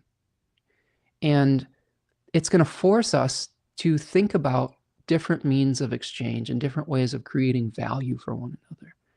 And I think that's something worth putting our heads together with as a community moving forward. Steven says, I love how you incorporate tarot with astrology, combining the right and left brain modalities. I appreciate that, Steven. Yeah, I love balance. I love taking a little of this and a little of that, a potpourri, if you will, of different systems, and being able to see how the synchronicities between it. So appreciate that, friend. And I really try to incorporate all of those things in a way that it feels meaningful and practical and useful. Cosmic Girl says, as an Aries rising and sun in the year of the tiger, I'm looking forward to the year of the Chinese horse and the universal year 1. That's a great point, Cosmic Girl, as we are going to be moving away from a 9-year, right? With 2025, if you add up all the digits, it adds up to a 9 numerological year, which is the end of a cycle, letting go of old forms. So we're going to be moving into this universal 1 year where things are new, while Saturn and Neptune are in Aries. That's a cool synchronicity and blending of systems too, is we've got this, we're all going to be feeling this initiatory energy. Javier says, will the retrograde affect this? And I'm assuming the retrograde of Jupiter. I think I'm a little bit far behind in the chat here. I think that the retrograde of Jupiter in this new moon, it may make it a little bit delayed, like I guess I would say, as far as the ability to create abundance. Now, Jupiter stations direct on March 10th. So we've got some time to figure it out. We've got time to figure out ways to create abundance that is able to uplift others rather than, take away from them. Yeah, the universal 1 year, Marietta, adding up the digits of the calendar year, right? We've got people are on it here. Yeah, so 2026, 2 + 2 + 6 is 1. Yep. Steve says, also looking forward to the year of the house. I have our horse. I have the sun in Pisces, born in the year of the dog. Also looking forward to my 9th house perfection year. Love it. Love it for you, friend. Stellar Rendition is here. It says Cancer and Sagittarius are contra antitia to each other. So there is a secret backdoor way of communicating between the two. Very good point, Stellar Rendition. Our Stellar Rendition. Antitia and counter antitia refer to signs that are on, I believe, equidistant on both the equinoxes and the solstices. So this kind of like mirroring of signs. So a good point there. And maybe, yes, maybe the way to have these particular signs communicating with one another. I love it. Okay, independence, yes. Leanne says, that reminds me, last week I said I read somewhere that in Vedic astrology, there's a yoga where the ruler of a difficult house placed in another difficult house creates a reversal effect. I did some digging, and it's called Viparita Raja Yoga. Yeah, I think this is a very similar concept to what we were talking about with the planet being in its exaltation retrograde. Maybe having difficulty, but if a planet's in its fall in retrograde, having it's kind of a secret benefit. The book I would recommend, Leanne, if you want to dig deeper into this, is Freedom Cole's Science of Light, Volume 1 and 2, An Introduction to Vedic Astrology. He's a very good teacher. You can see him on the back here. I have both of these volumes. I've only just started dipping my toe into that area, so I don't claim to be an expert in that system whatsoever. I'm just starting to learn some of the vocabulary around it. I wanted to feel really solid in my Hellenistic astrology vocabulary and system before I completely shifted systems. I love being able to add new things in. I will say this, sometimes I feel like I get to a point of diminishing returns with adding a million techniques in as well, too. And I have to figure out the balance between that. A friend of the show, Devin, sent me this really interesting meditation on a different way of measuring the days of the week based on planetary, like a lunar calendar. And I read this right as I was waking up. Sorry, Devin. I wasn't able to engage with it in the detail it deserved, but I read through this as I was waking up. And my first thought was like, man, does that mean I have to change to a whole new system of devotional practice of how I honor the planets each week? And can I do that? Like, do I have to do that? Really? So there's a resistance, right? When we get into using the things that work. My initial response to him, which I think is a legit one, but it was also like yeah, this is interesting. The first response is that I do think that when we have conflicting things within divinatory systems, the concept of entrainment is really important. Like, what system are we entraining our brains, or we're entraining the divine to be able to speak to us through? I've entrained myself with the language of astrology, first with modern and psychological astrology, and then through the language of traditional astrology. I've also entrained myself to the language of the Decans specifically and the tarot. And I've also entrained myself to the language of animal spirits and numbers, like numerological things. Now, how many things do we have to entrain to get to the core of the truth that we're trying to find? It's going to be a different answer for different people. There are some people that are very much economy of craft, and they say, well, I've entrained myself to this system. It gives me the information I need, and I can just go about my merry business. I just have to be consistent with it. There are other people that always want to bring in new ways of viewing things and new lenses. I tend to be a kind of a mix between those two. I like using my techniques consistently over and over again, but I'm also curious when a new thing comes up that can give me more accuracy. But sometimes I feel overwhelmed too. And when I was starting into Hellenistic astrology, I think I bought these books, the Science of Light books, and I was like, I don't know if I can learn both of these systems simultaneously. So I'm just getting to the point now where I feel confident enough with my Hellenistic work that I can begin the process of engaging with that. But great books, though. Highly recommend. Let's see. Jupiter. That makes sense. Good. I'm going to check out that book. Thank you, Spencer. All right, Leanne. Appreciate you. I'm always happy to give a book recommendation. I love recommending books. Okay, so we've talked about the third decan of Cancer. I've given a lengthy personal anecdote that hopefully was helpful for you. There is another part of the Jupiter story with this new moon that I think is also relevant, and that is Jupiter in malefic enclosure. So we have had Jupiter in malefic enclosure from December the 5th to January 7th. Oops. I'm trying to get something to write on here. There we go. So if you look at where Jupiter is at here at 22 Cancer, you can see that Mars, now that it's in Capricorn, is casting its ray on one side of Jupiter, and Saturn is casting its ray on the other side. So this 3-degree Capricorn ray is cast to 3 degrees of Cancer by opposition. The 25-degree ray of Saturn is cast to 25-degree Cancer via the trine.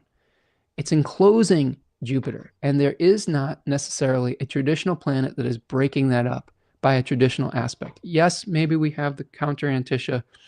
I don't know if that aspect is enough to break up the malefic enclosure. Let's assume for right now that it's not.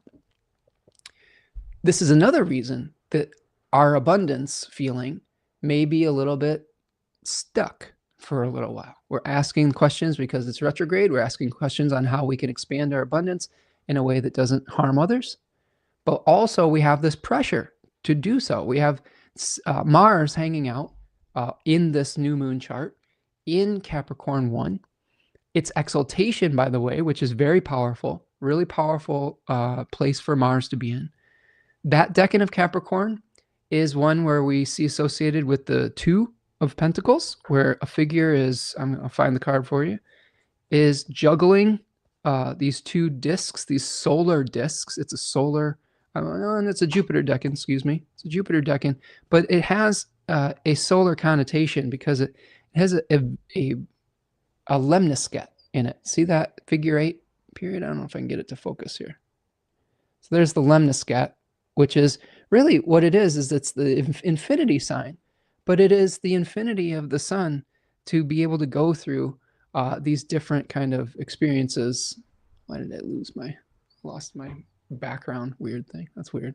Oh well.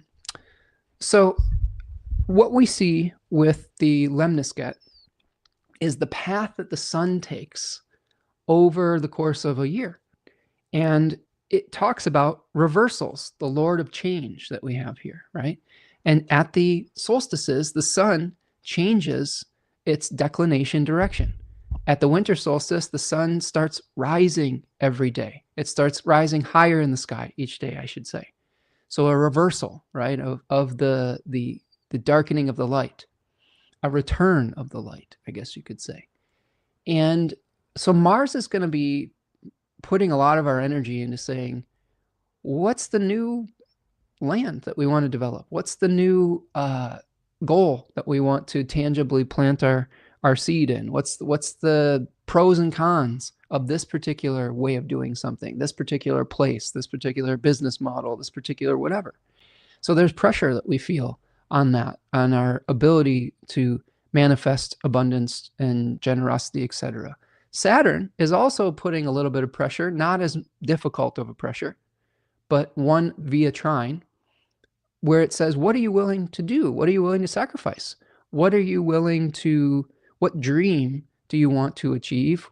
Is it meaningful? And are you willing to create structure to be able to achieve that dream? What are you willing to sacrifice for it? So those are the kind of the things that are putting a lot of pressure on Jupiter, the host of this new moon moving forward. Okay. K-Wow's here. What's up, K-Wow? Nice to see you. Hi, Spencer. Hi, chat. Nice to see you. Hope you're doing well, my friend. Nice to see you in the chat here. Love that you're hanging out with us. Do me a favor, friends. I'm going to take a little mini stretch here. Please like this video. Subscribe to the channel.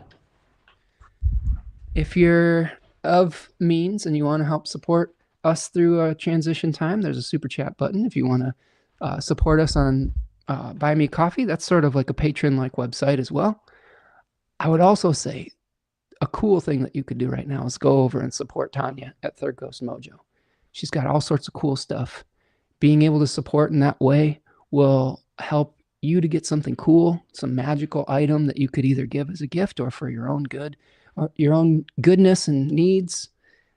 It would also, I think, help boost her confidence right now in a time where a lot of changes are happening. So that's a great way to support the channel right now. Also, if you want to reach out for a reading or if you want to learn astrology, there's all sorts of stuff at Spencer Michaud Astrology as well.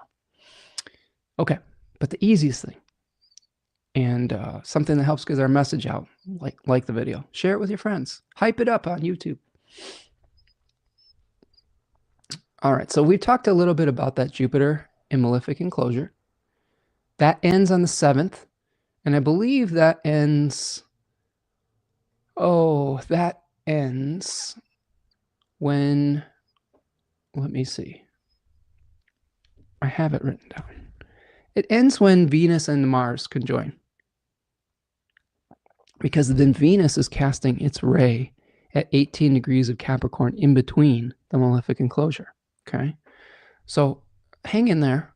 If you have difficult Jupiterian type of things going on, look at your Sagittarius topic and your Pisces topic and realize that there may be something that's held in check for a little bit, but ultimately I think good can come from it. And there could be some really good manifestations that start coming in March. So just hang in there and be patient, and have faith in the process. A couple other things that we're seeing. Here we have, so I'm going to put on the outside here. Here is a couple ways that this new moon could unfold, right? So we have the Jupiter malefic enclosure. We have the 20th, happy birthday, Tanya.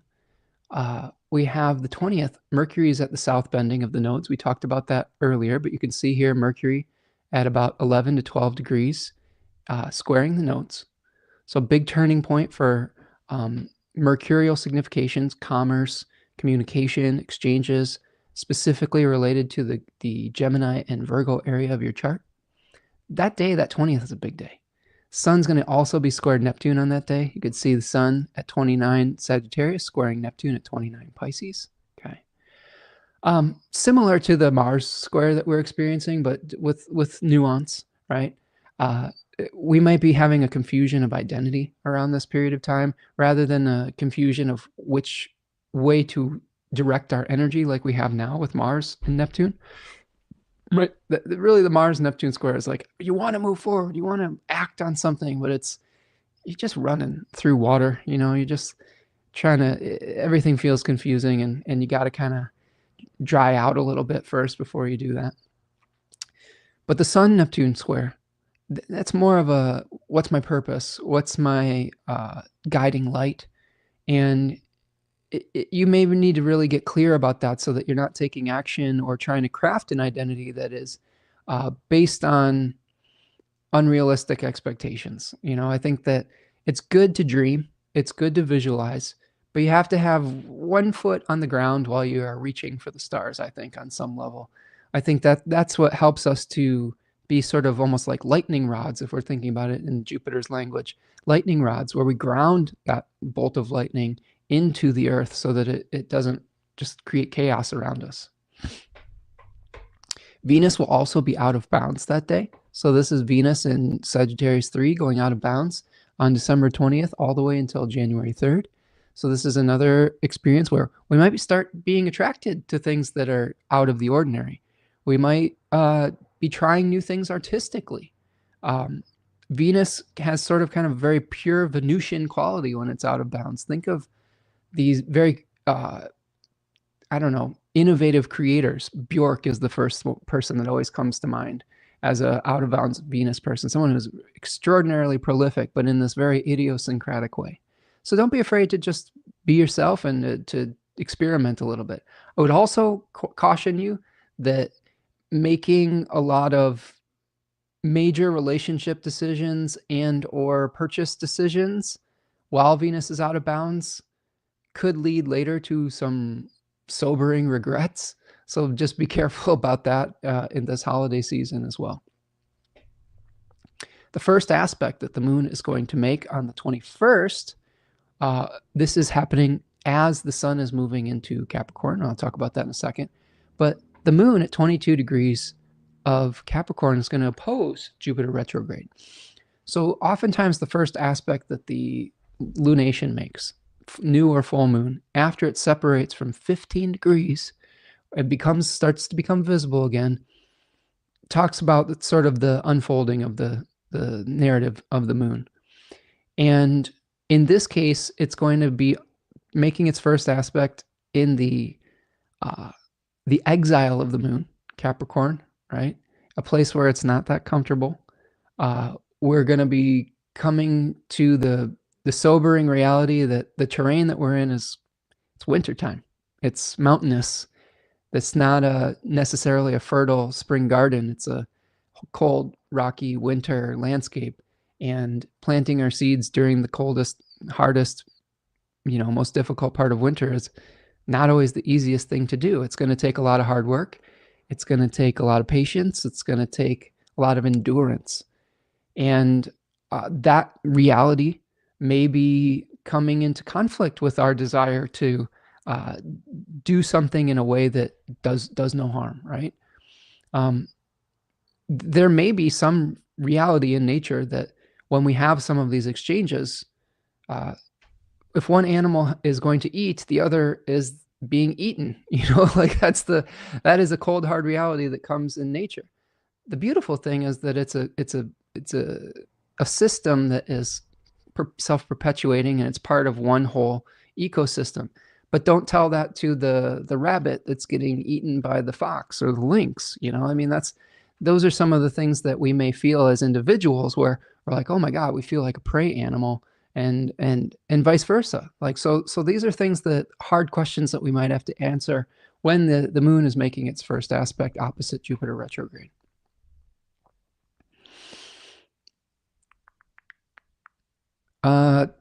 Marietta says, excuse my weirdness, I'm a bit insane, but why do we exclude 0 in numerology? Without 0, we wouldn't have 10. So I don't exclude 0. So for me, it would be 10. We don't necessarily exclude 0 in numerology, Marietta. I think that it's a long answer, but 0 is sort of like a divine number in numerology. It's sort of an amplifier. It's an amplification type of number. It is like the absence of divisions too. I don't know. There's a lot of different philosophical ways we can go about it.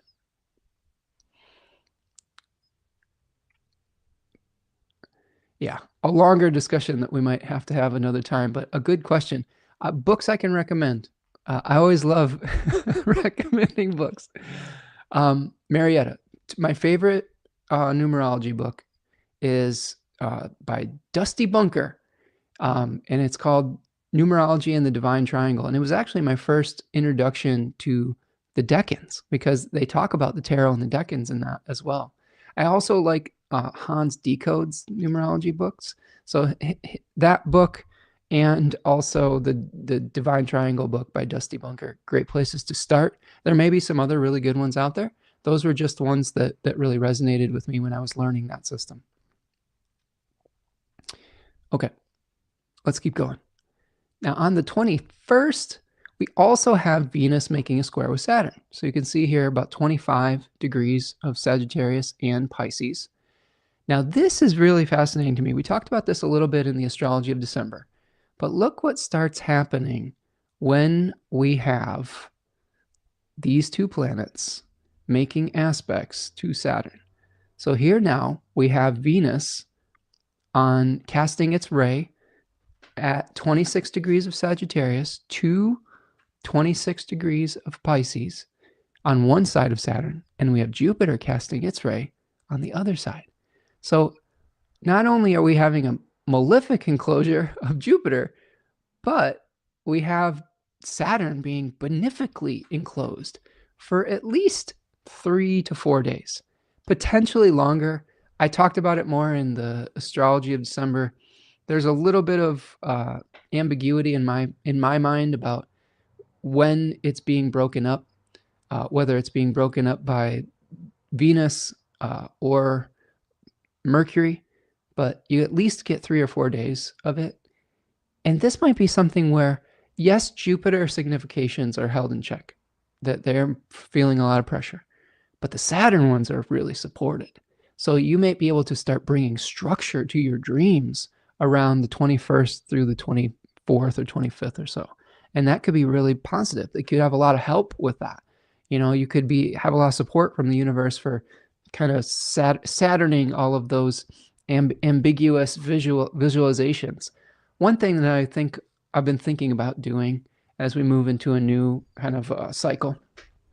Vision boarding. I know it's cliche, but I think that being able to see what we want to create and be reminded of it, especially if we have some neurodivergence, where sometimes with neurodivergence or ADHD, we have object impermanence.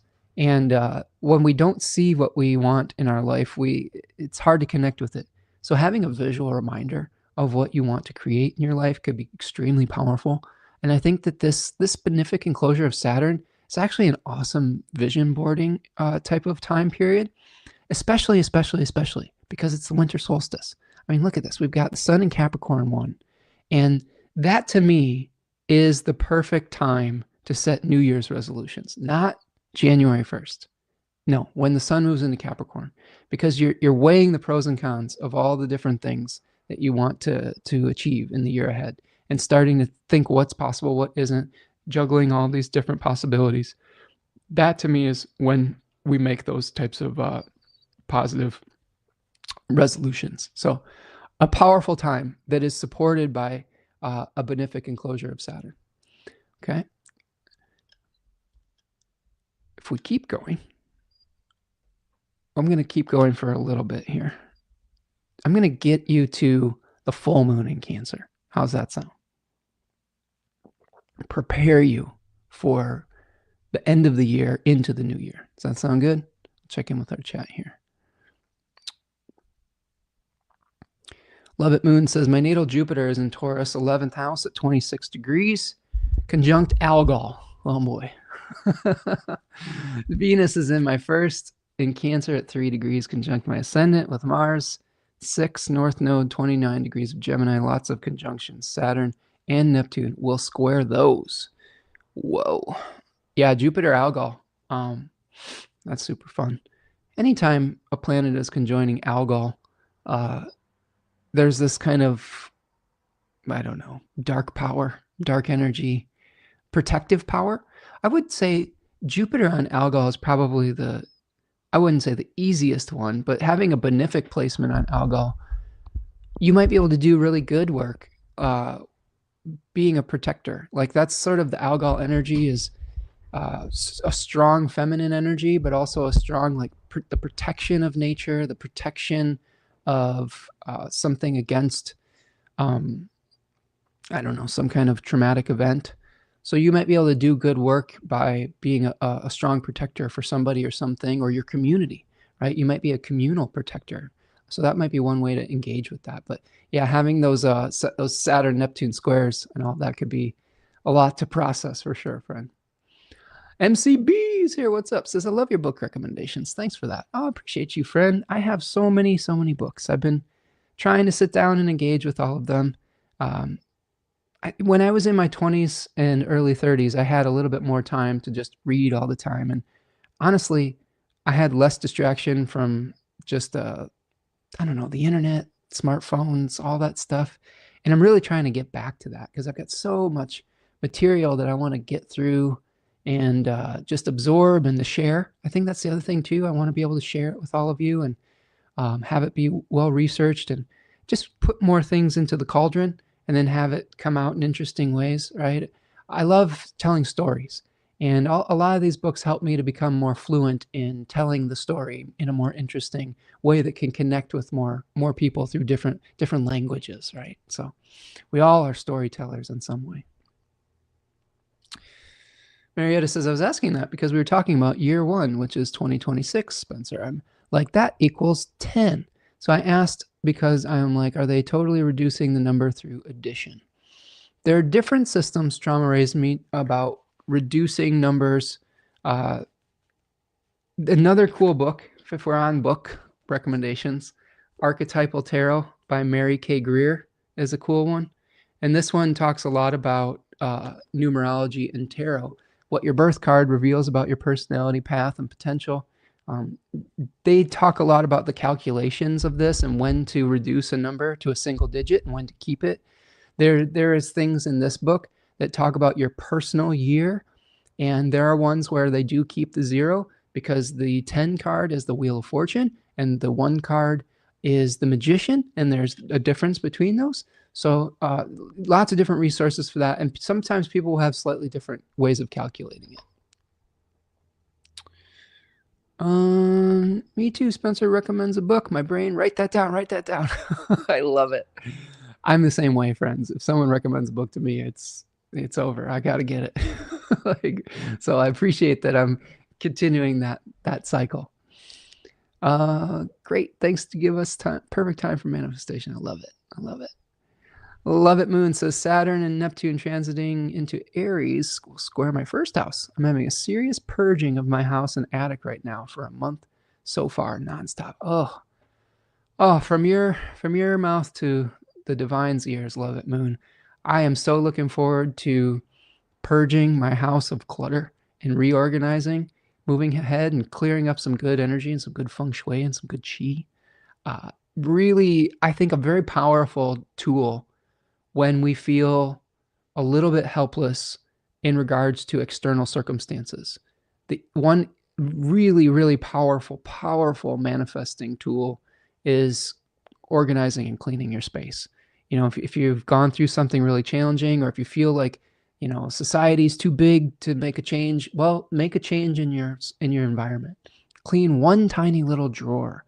Organize one shelf. Don't feel like you have to do it all at once. Pick one corner of one room and just put that in order. And it just snowballs into this amazing supernova of energy. So really, really important, and I love to hear it. Katie Loves Spink is here. That's a fun name. I'm a frequent listener on Apple Podcasts, but this is my first time popping into the live. Love your work, Spencer. Well, thank you, Katie. I love Katie Loves Pink. I got it, Katie. I was like, what is Spink? That sounds a little suggestive, but thank you, Katie, for being here. And love that you're joining us from Apple Podcasts, because we are on Apple Podcasts. We're on Spotify. We're on all these different places you can find podcasts, SoundCloud. But yeah, if you have a chance, Katie, leave a 5-star review over on Apple Podcasts, which helps us to reach more people in that forum as well. And if all of you are listening on the podcast side, it really helps when we get those 5-star reviews over there. So appreciate you being here, friend. And let me know if you have any questions. Love It Moon says, I bought myself tongue drums and koshi chimes. There you go. Good. I love it. Okay. So a couple more things. Javier says, I've been reading The Daily Bread and studying some passages. It helps me when I'm going through dark days. There you go. Me too. Leanne says, my Nan's mantra was tidy shelf, tidy mind. Absolutely. As above, so below. As within, so without. Tidy up your space. You clear up the clutter in your head. You know, it's great. Especially, and Leanne, I think you shared your chart last. Speaking of memory, I remember that you are a Gemini sun, if I'm not mistaken. And as a fellow Gemini Venus, clearing out some of that mental clutter through taking care of our space can be really liberating, right? So yeah, good recommendation. We got to follow your Nan's mantra there for sure. Okay, so a couple of things. Let's get to this full moon. On the 24th, Christmas Eve, we have Venus squaring Neptune and Venus moving into Capricorn.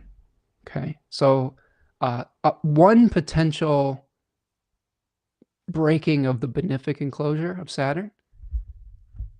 The ambiguity around it is feeling like, well, are we still getting the benefic enclosure with Venus casting its ray on the other side of Saturn? I don't know.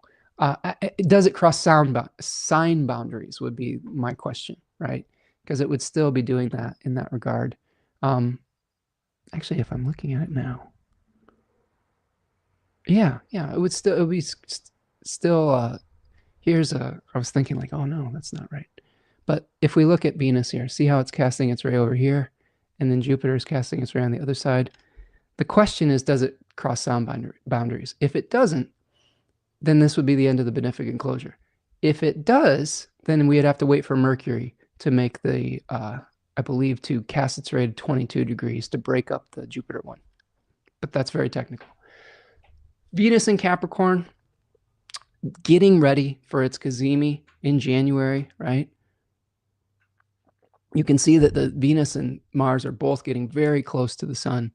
That period of time between January 6th and January 9th is when both of those planets are going to cazimi in the second 10-degree section of Capricorn. So we're getting close to a point where we've got a powerful, powerful renewal for building ornate structures. So we'll be talking about that in live streams ahead, but just keep that in your mind. First week of January, 6th through the 9th, really powerful renewal for for Venus and for Mars.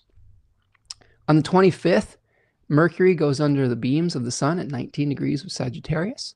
Okay, so here we see Venus. Oh, geez. I think you could tell when I'm starting to get tired because I'm starting to say the wrong things. But Mercury is going to be going within that 15 degrees of the sun, and it is going to be becoming invisible. So, maybe visiting Olympus in this case rather than visiting the underworld when Mercury is retrograde into the beams. So keep your eyes and ears open for messages that come to you from outside of yourself, maybe divine intervention, ideas that come from various sources that you wouldn't normally consider. With Mercury going under the beams, Mercury is going to be renewed in the heart of the sun later on, and I believe in the end of January as well. So we'll prepare for that. Then we get to our first quarter moon, right? We got our first quarter moon on the 27th.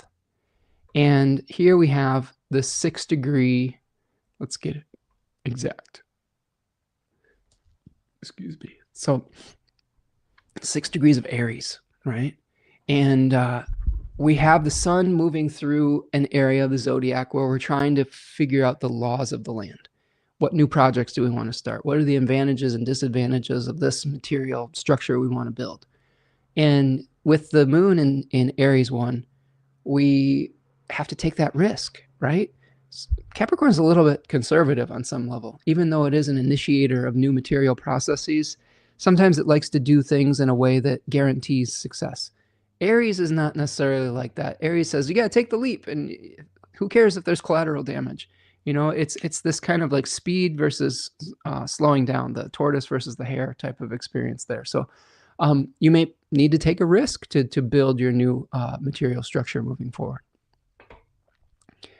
Mercury goes out of bounds on the 28th, the day after. So this is that period where we're coming closer to having 4 planets out of bounds, with the moon going out of bounds the next day, right? So Mercury out of bounds, and then Mercury squaring Saturn on the 30th. This is Mercury squared Saturn. I could see unfolding like this. Mercury's out of bounds in Sagittarius. We might be feeling like making statements that we would normally not make, that are based on our belief systems, that are based on something that's very meaningful to us. But we have to be careful that we don't just fire off an opinion in a situation that would call for gathering more information or asking questions. And if Mercury is out of bounds and running straight into a square with Saturn, it might just be kind of like the reality check. Like, you might think that you know something, but somebody might say, that's not how it is. And it might be a force that's greater than your belief, right? It may be that like sobering reality check with a Mercury square Saturn after Mercury goes out of bounds. So just be careful about making declarative statements. Stay curious. There could be difficult, like sobering conversations that happen around this period of time. And the moon goes out of bounds, so that could also add to the emotionality of it. Now here's some new territory we haven't explored yet quite.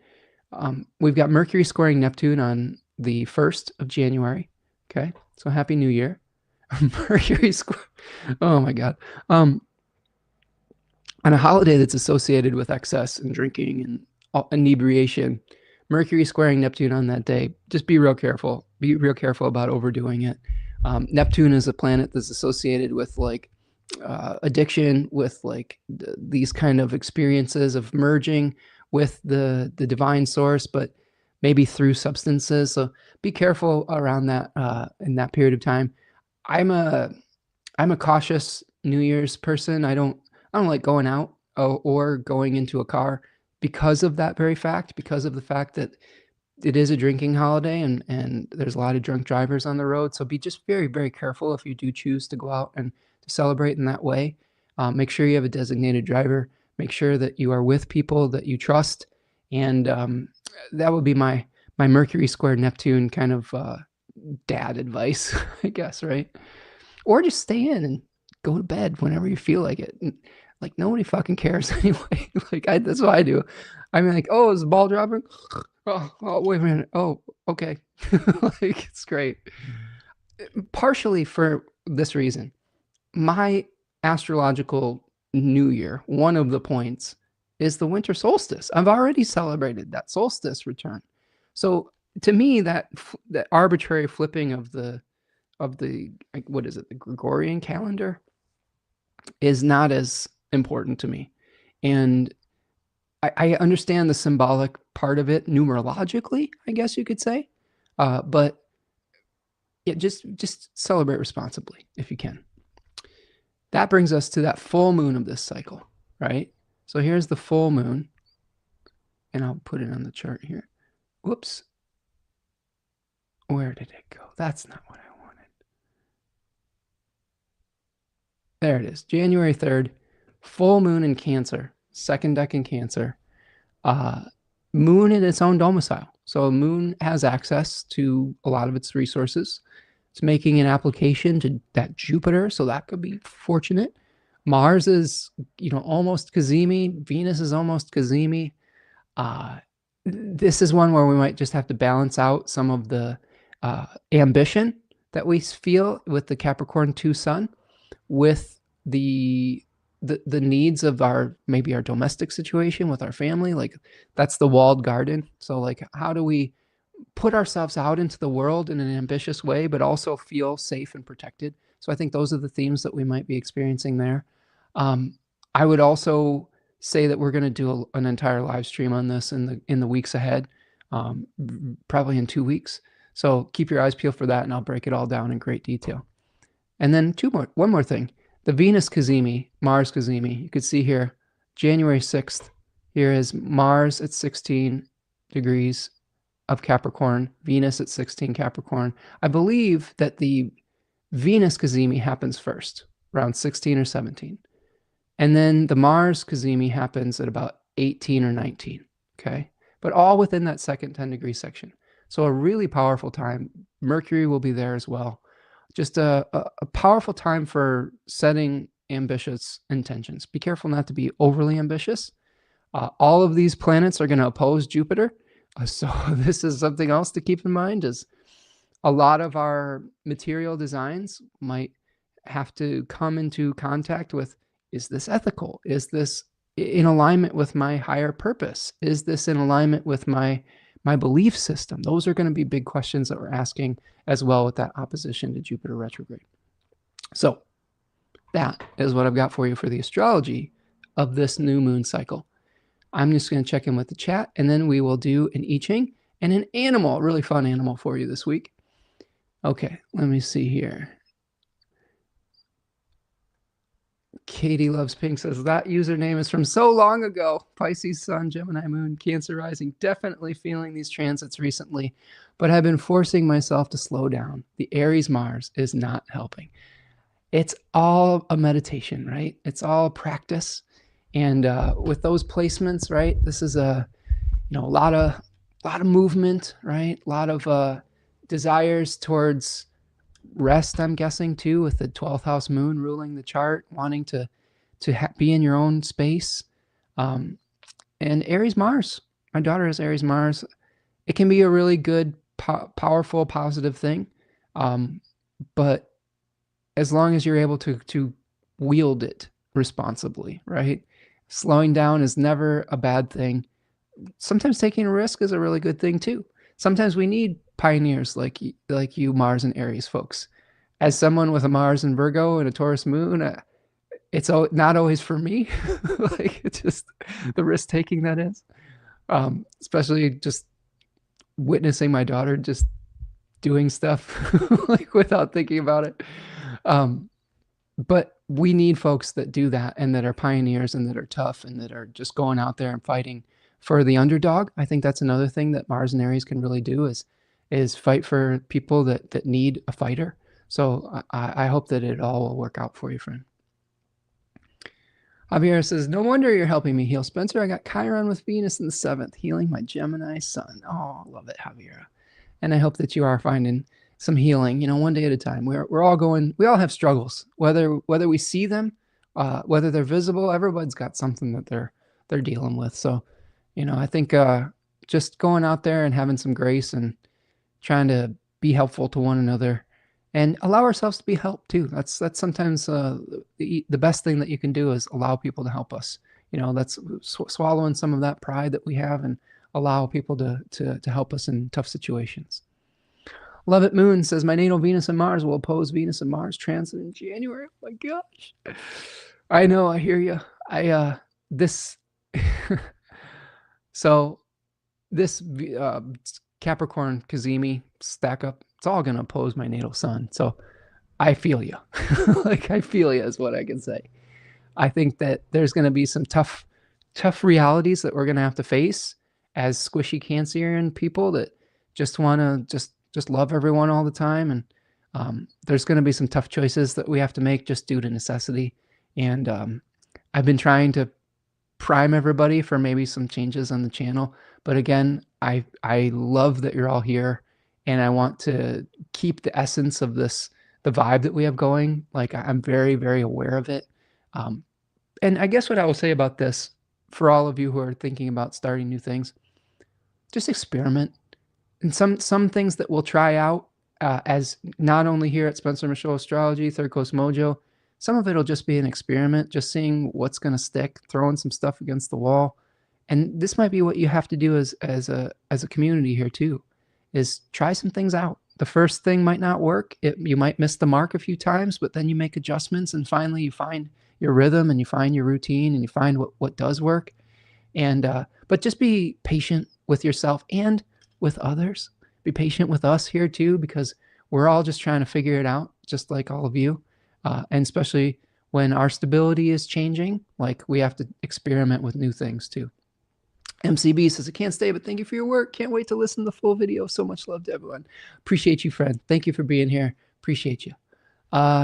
Marietta says, oof, that's my weakness, because the way my Aquarius is situated in my chart, I'm never wrong. Sometimes I am, though.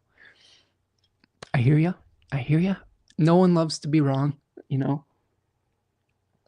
I like what Rob Hand says in his book, Horoscope Symbols, another classic.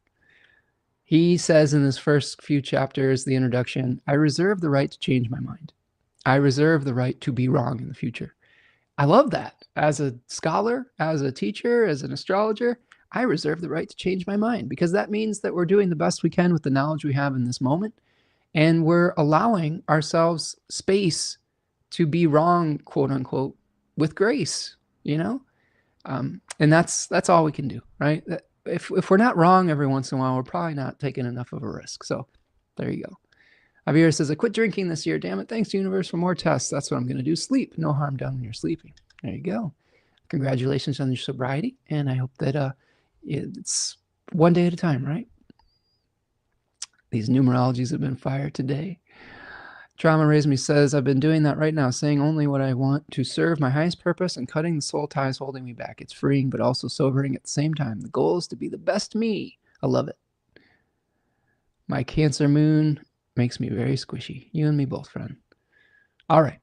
Awesome comments today. Thank you so much for being so active in the chat. It's really great to be able to connect with you in that way and to have people return each week. It's just such an honor to be a guide in that regard, and to be able to have all of your voices. Appreciate all of you. So a couple things before we wrap for the day. We've got an I-Ching. Let's start with the I-Ching. And we have hexagram number 52. Keeping still, right? Talking about patience. And it's changing to hexagram 36, darkening of the light. Perfect for Sagittarius III, which is pretty much the darkest point of the year before the return of the light. So if hexagram 52, keeping still, it also is associated with mountains, restraint, being quiet, attaining inner peace, endurance, taking things one day at a time. Okay. The judgment in this says keeping still. He keeps his back still so that he no longer feels his body. He goes into his courtyard and does not see his people. No blame.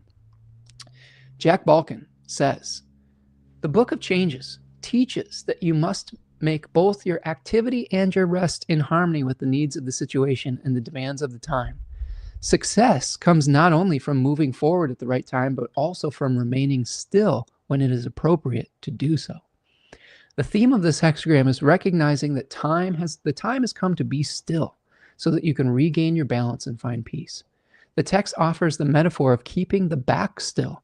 The back represents the center of the body. Where the back goes, the body goes. So if the back remains still, the body will be still. The back is also the location of the spine. Hence, to make one's back still means to calm one's nerves and thus one's mind. When your mind is calm and your thoughts are orderly, it is as if you no longer feel your body. That is, you no longer feel the pain of demands pressing on you from the outside and the urgency of desires pressing on you from the inside. When you are angry and distressed, the world looks disordered and confused. But when you are perfectly calm, you see the world with greater clarity. Being still allows you to see beyond the surface turbulence of life and petty struggles of the day and look more deeply into the nature of things. Beyond the chaos and commotion lie deeper truths. Whoa, I love Jack Balkin, my favorite. All right, a couple changing lines. Line number 1 says he keeps his toes still. No blame. It is beneficial to continually be persevering. To keep the toes still means not to move. Before taking action, it is best to assess the situation objectively and with a clear head. Once you begin, you may become invested in your current course of action, and then you will not be able to judge matters so dispassionately.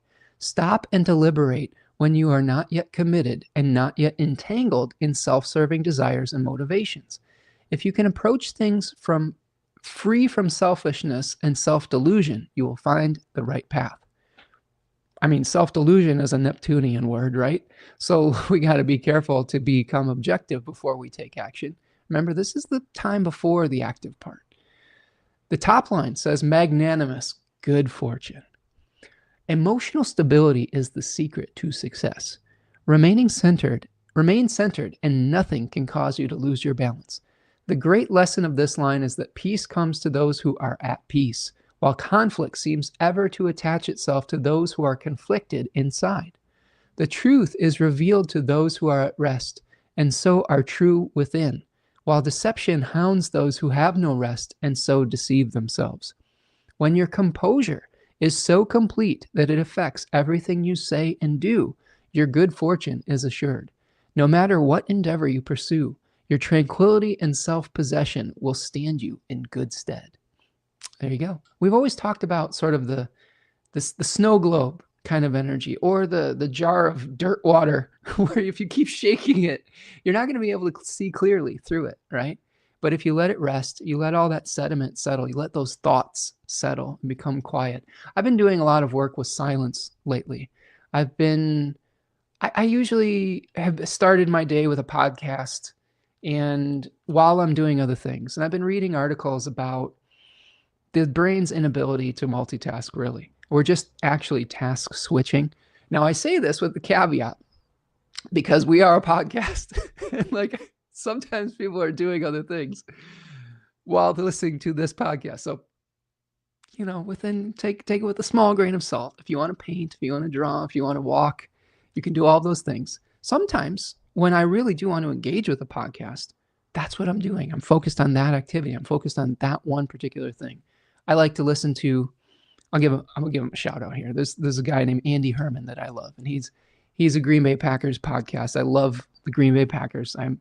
It's something from my childhood that I connected with my family over. But he has a podcast every day, and I love listening to his insights. But this past week, I've been like, I need to wait to engage with this. I need to think my own thoughts and hear my own feelings before I engage with anybody else's narrative. So this might be a good exercise for keeping still. How can you start your day and be able to let yourself be a little bit bored. Let yourself hear all the sounds of nature around you, so that you might be amazed what starts bubbling up when we don't drown out the voices that we don't want to face internally. It can be really, really powerful.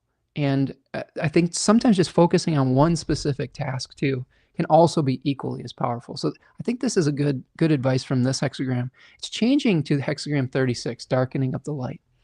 Also translates to the crying pheasant, eclipse, hiding one's light, brilliance injured, censorship, keeping a low profile, hiding your feelings.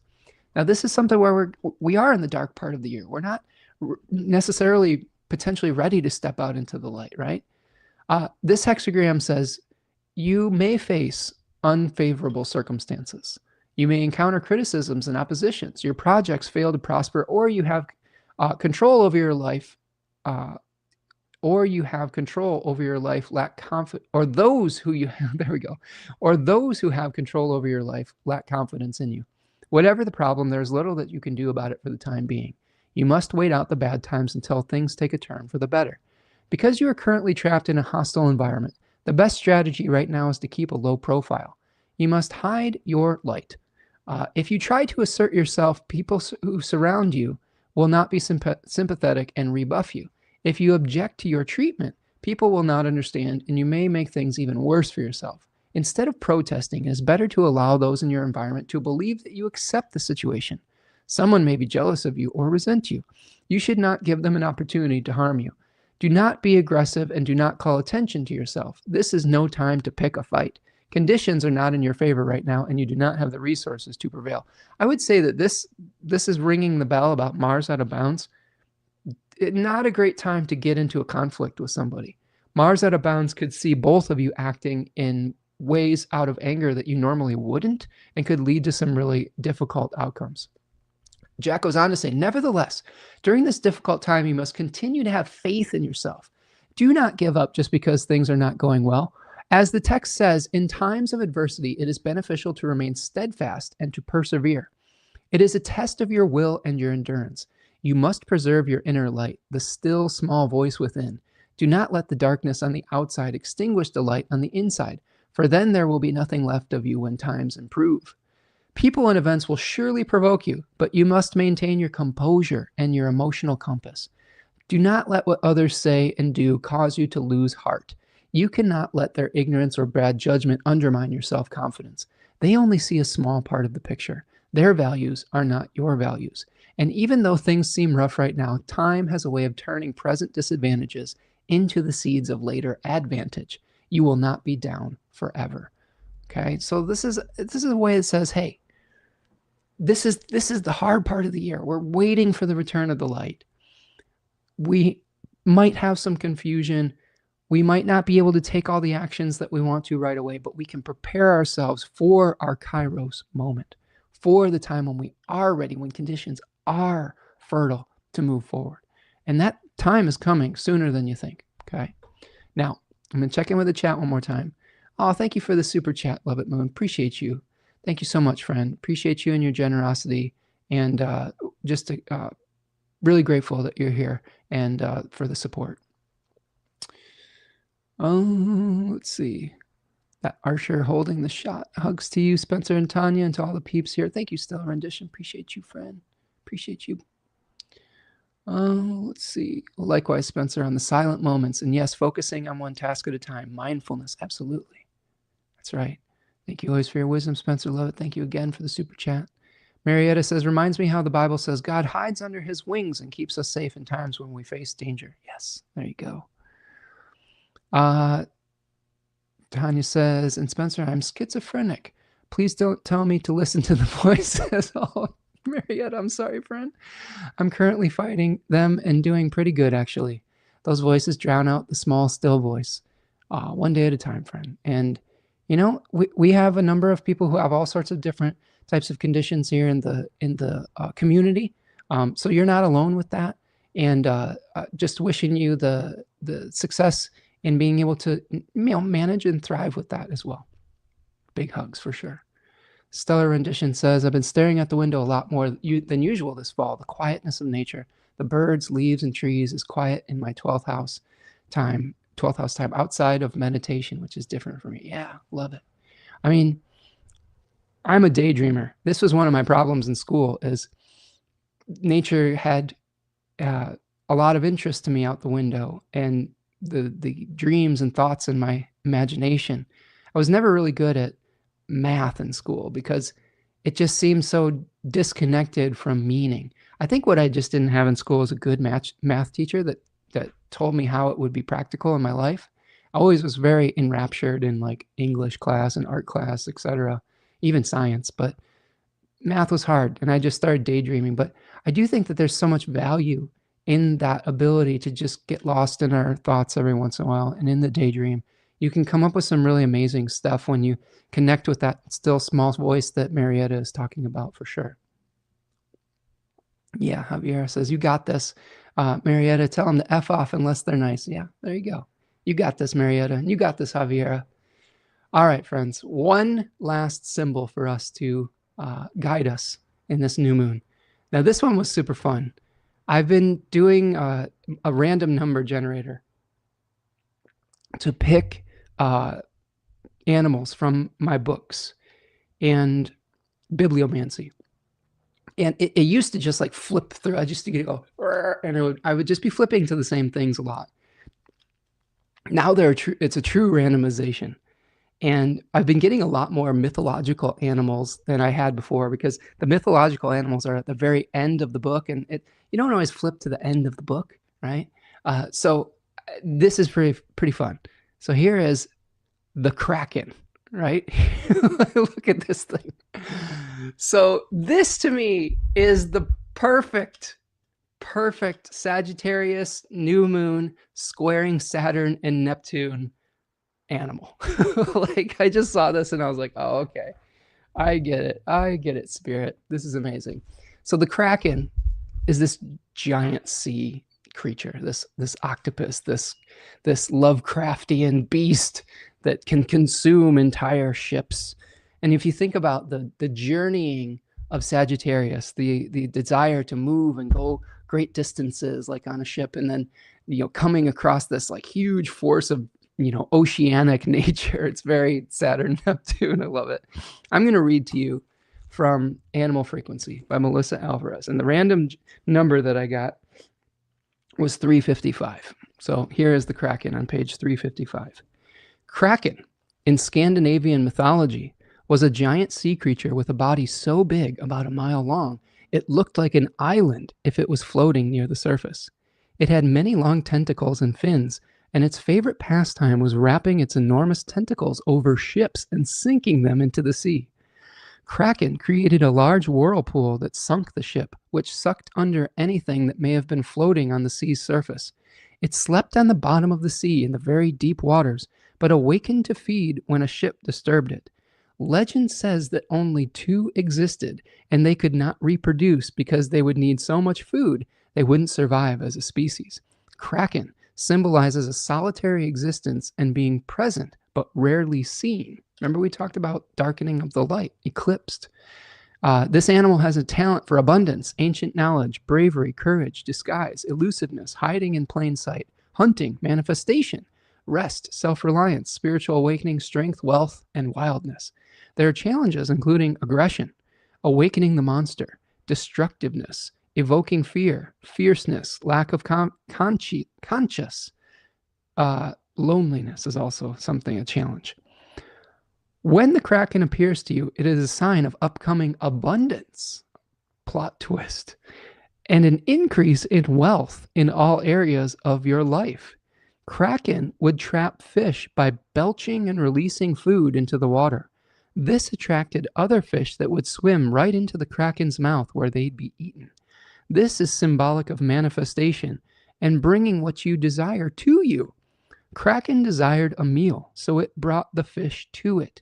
What do you desire? What are your goals and dreams? What can you do to bring the things that you want to you? Begin by practicing creative visualization and manifestation to create abundance in your life, right? We talked about that with these squares with Neptune, right? Kraken means to be brave and courageous in all that you do. Face situations head on instead of backing away from them. You are self-reliant just like Kraken and usually don't depend on anyone but yourself.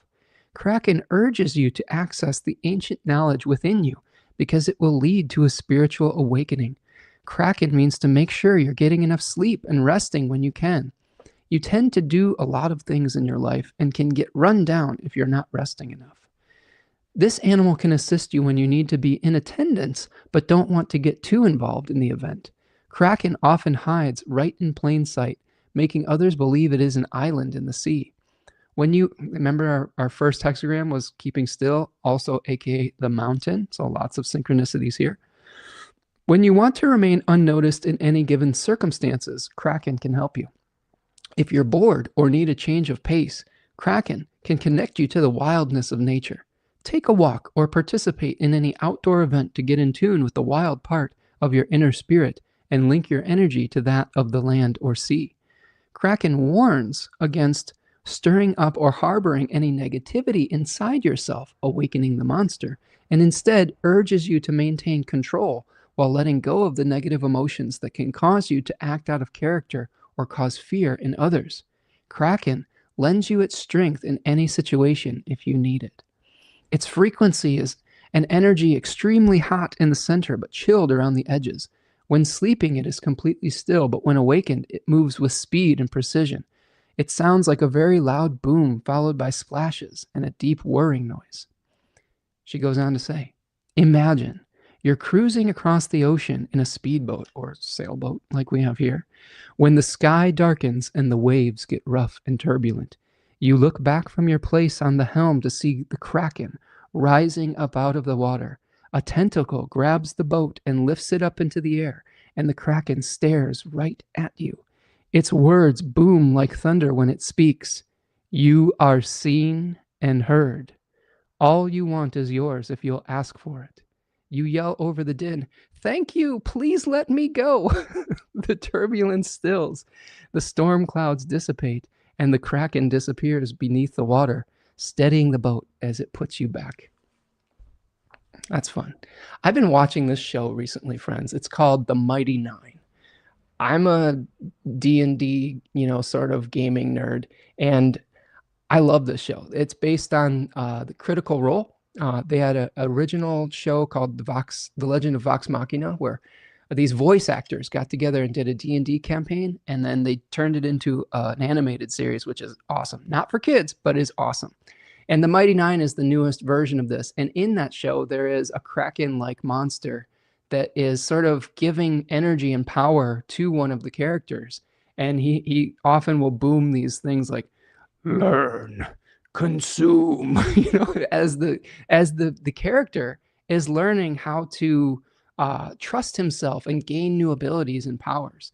So maybe, it's fascinating. Maybe Kraken is leading us to new powers that we need to awaken. And how do we do that in a way where we don't awaken the darker sides of ourselves or the more negative parts of ourselves? When we're doing creative visualization, we need to visualize what we want rather than continually visualizing the worst case scenario. As a Virgo stellium type, I can sometimes tend to visualize like the worst case scenario to try to, mitigate it, fix it. But I'm trying to learn how to say, let me put my attention towards what I want, not what I fear. And if we do that as a collective, I think our ability to bring those things to us can be much more powerful. So really cool animal here, and really neat to see it pop up for us in the bibliomancy. We've got some nice comments coming in here. Okay. All right. The Kraken. Javier says, thank you so much, friend. Yes. All right. Also, Abu's saying, never forget New Year's. Okay. Release the Kraken. Marietta says, there you go. I'm reminded of that show from the 80s. What was it? Oh my God. It was a Greek mythology, Clash of the Titans. There was the Kraken in that as well with Harry Hamlin. Great movie. Love it. Let's see. Well, it's no Cthulhu. It doesn't have bat wings. I do love octopi though. Quirky little squishies. There you go. LOL, plot twist, right? My favorite beast is the octopus. They're very intelligent. Well, this is the biggest octopus you can imagine, right? Yes, they are very cool. I did watch My Octopus Teacher on Netflix. Highly recommend if you haven't seen that show. Really great. There you go. Love it. There you go. Did anybody else watch the Game Awards last night? It was awesome. Love the orchestra. Uh, Maybe it's okay to let our dark side out to help protect the light. I agree. I agree. As long the shadow work, right? We don't want to repress our darkness, but we want to make sure that we're kind of, I don't know, able to wield it appropriately. Would that be a true statement? I don't know. Anyway, friends, thank you so much for being here with me today. Appreciate all of you. Yes, brilliant documentary, My Teacher Octopus Teacher. Great, great, great show. Do me a favor. Take your time the next couple weeks. Don't push the rebirth. Go through the final stages of the letting go. Start visualizing what you want in your life. Don't be afraid of your own darkness, but don't be consumed by it either, I guess I will say. And recognize if things are really tough right now, everything's sort of at the low point, and the return is coming. All right, so hang in there until we get to that return of the light, and you're gonna start feeling better. And if you don't, just come to our live streams, and we'll try to build you up.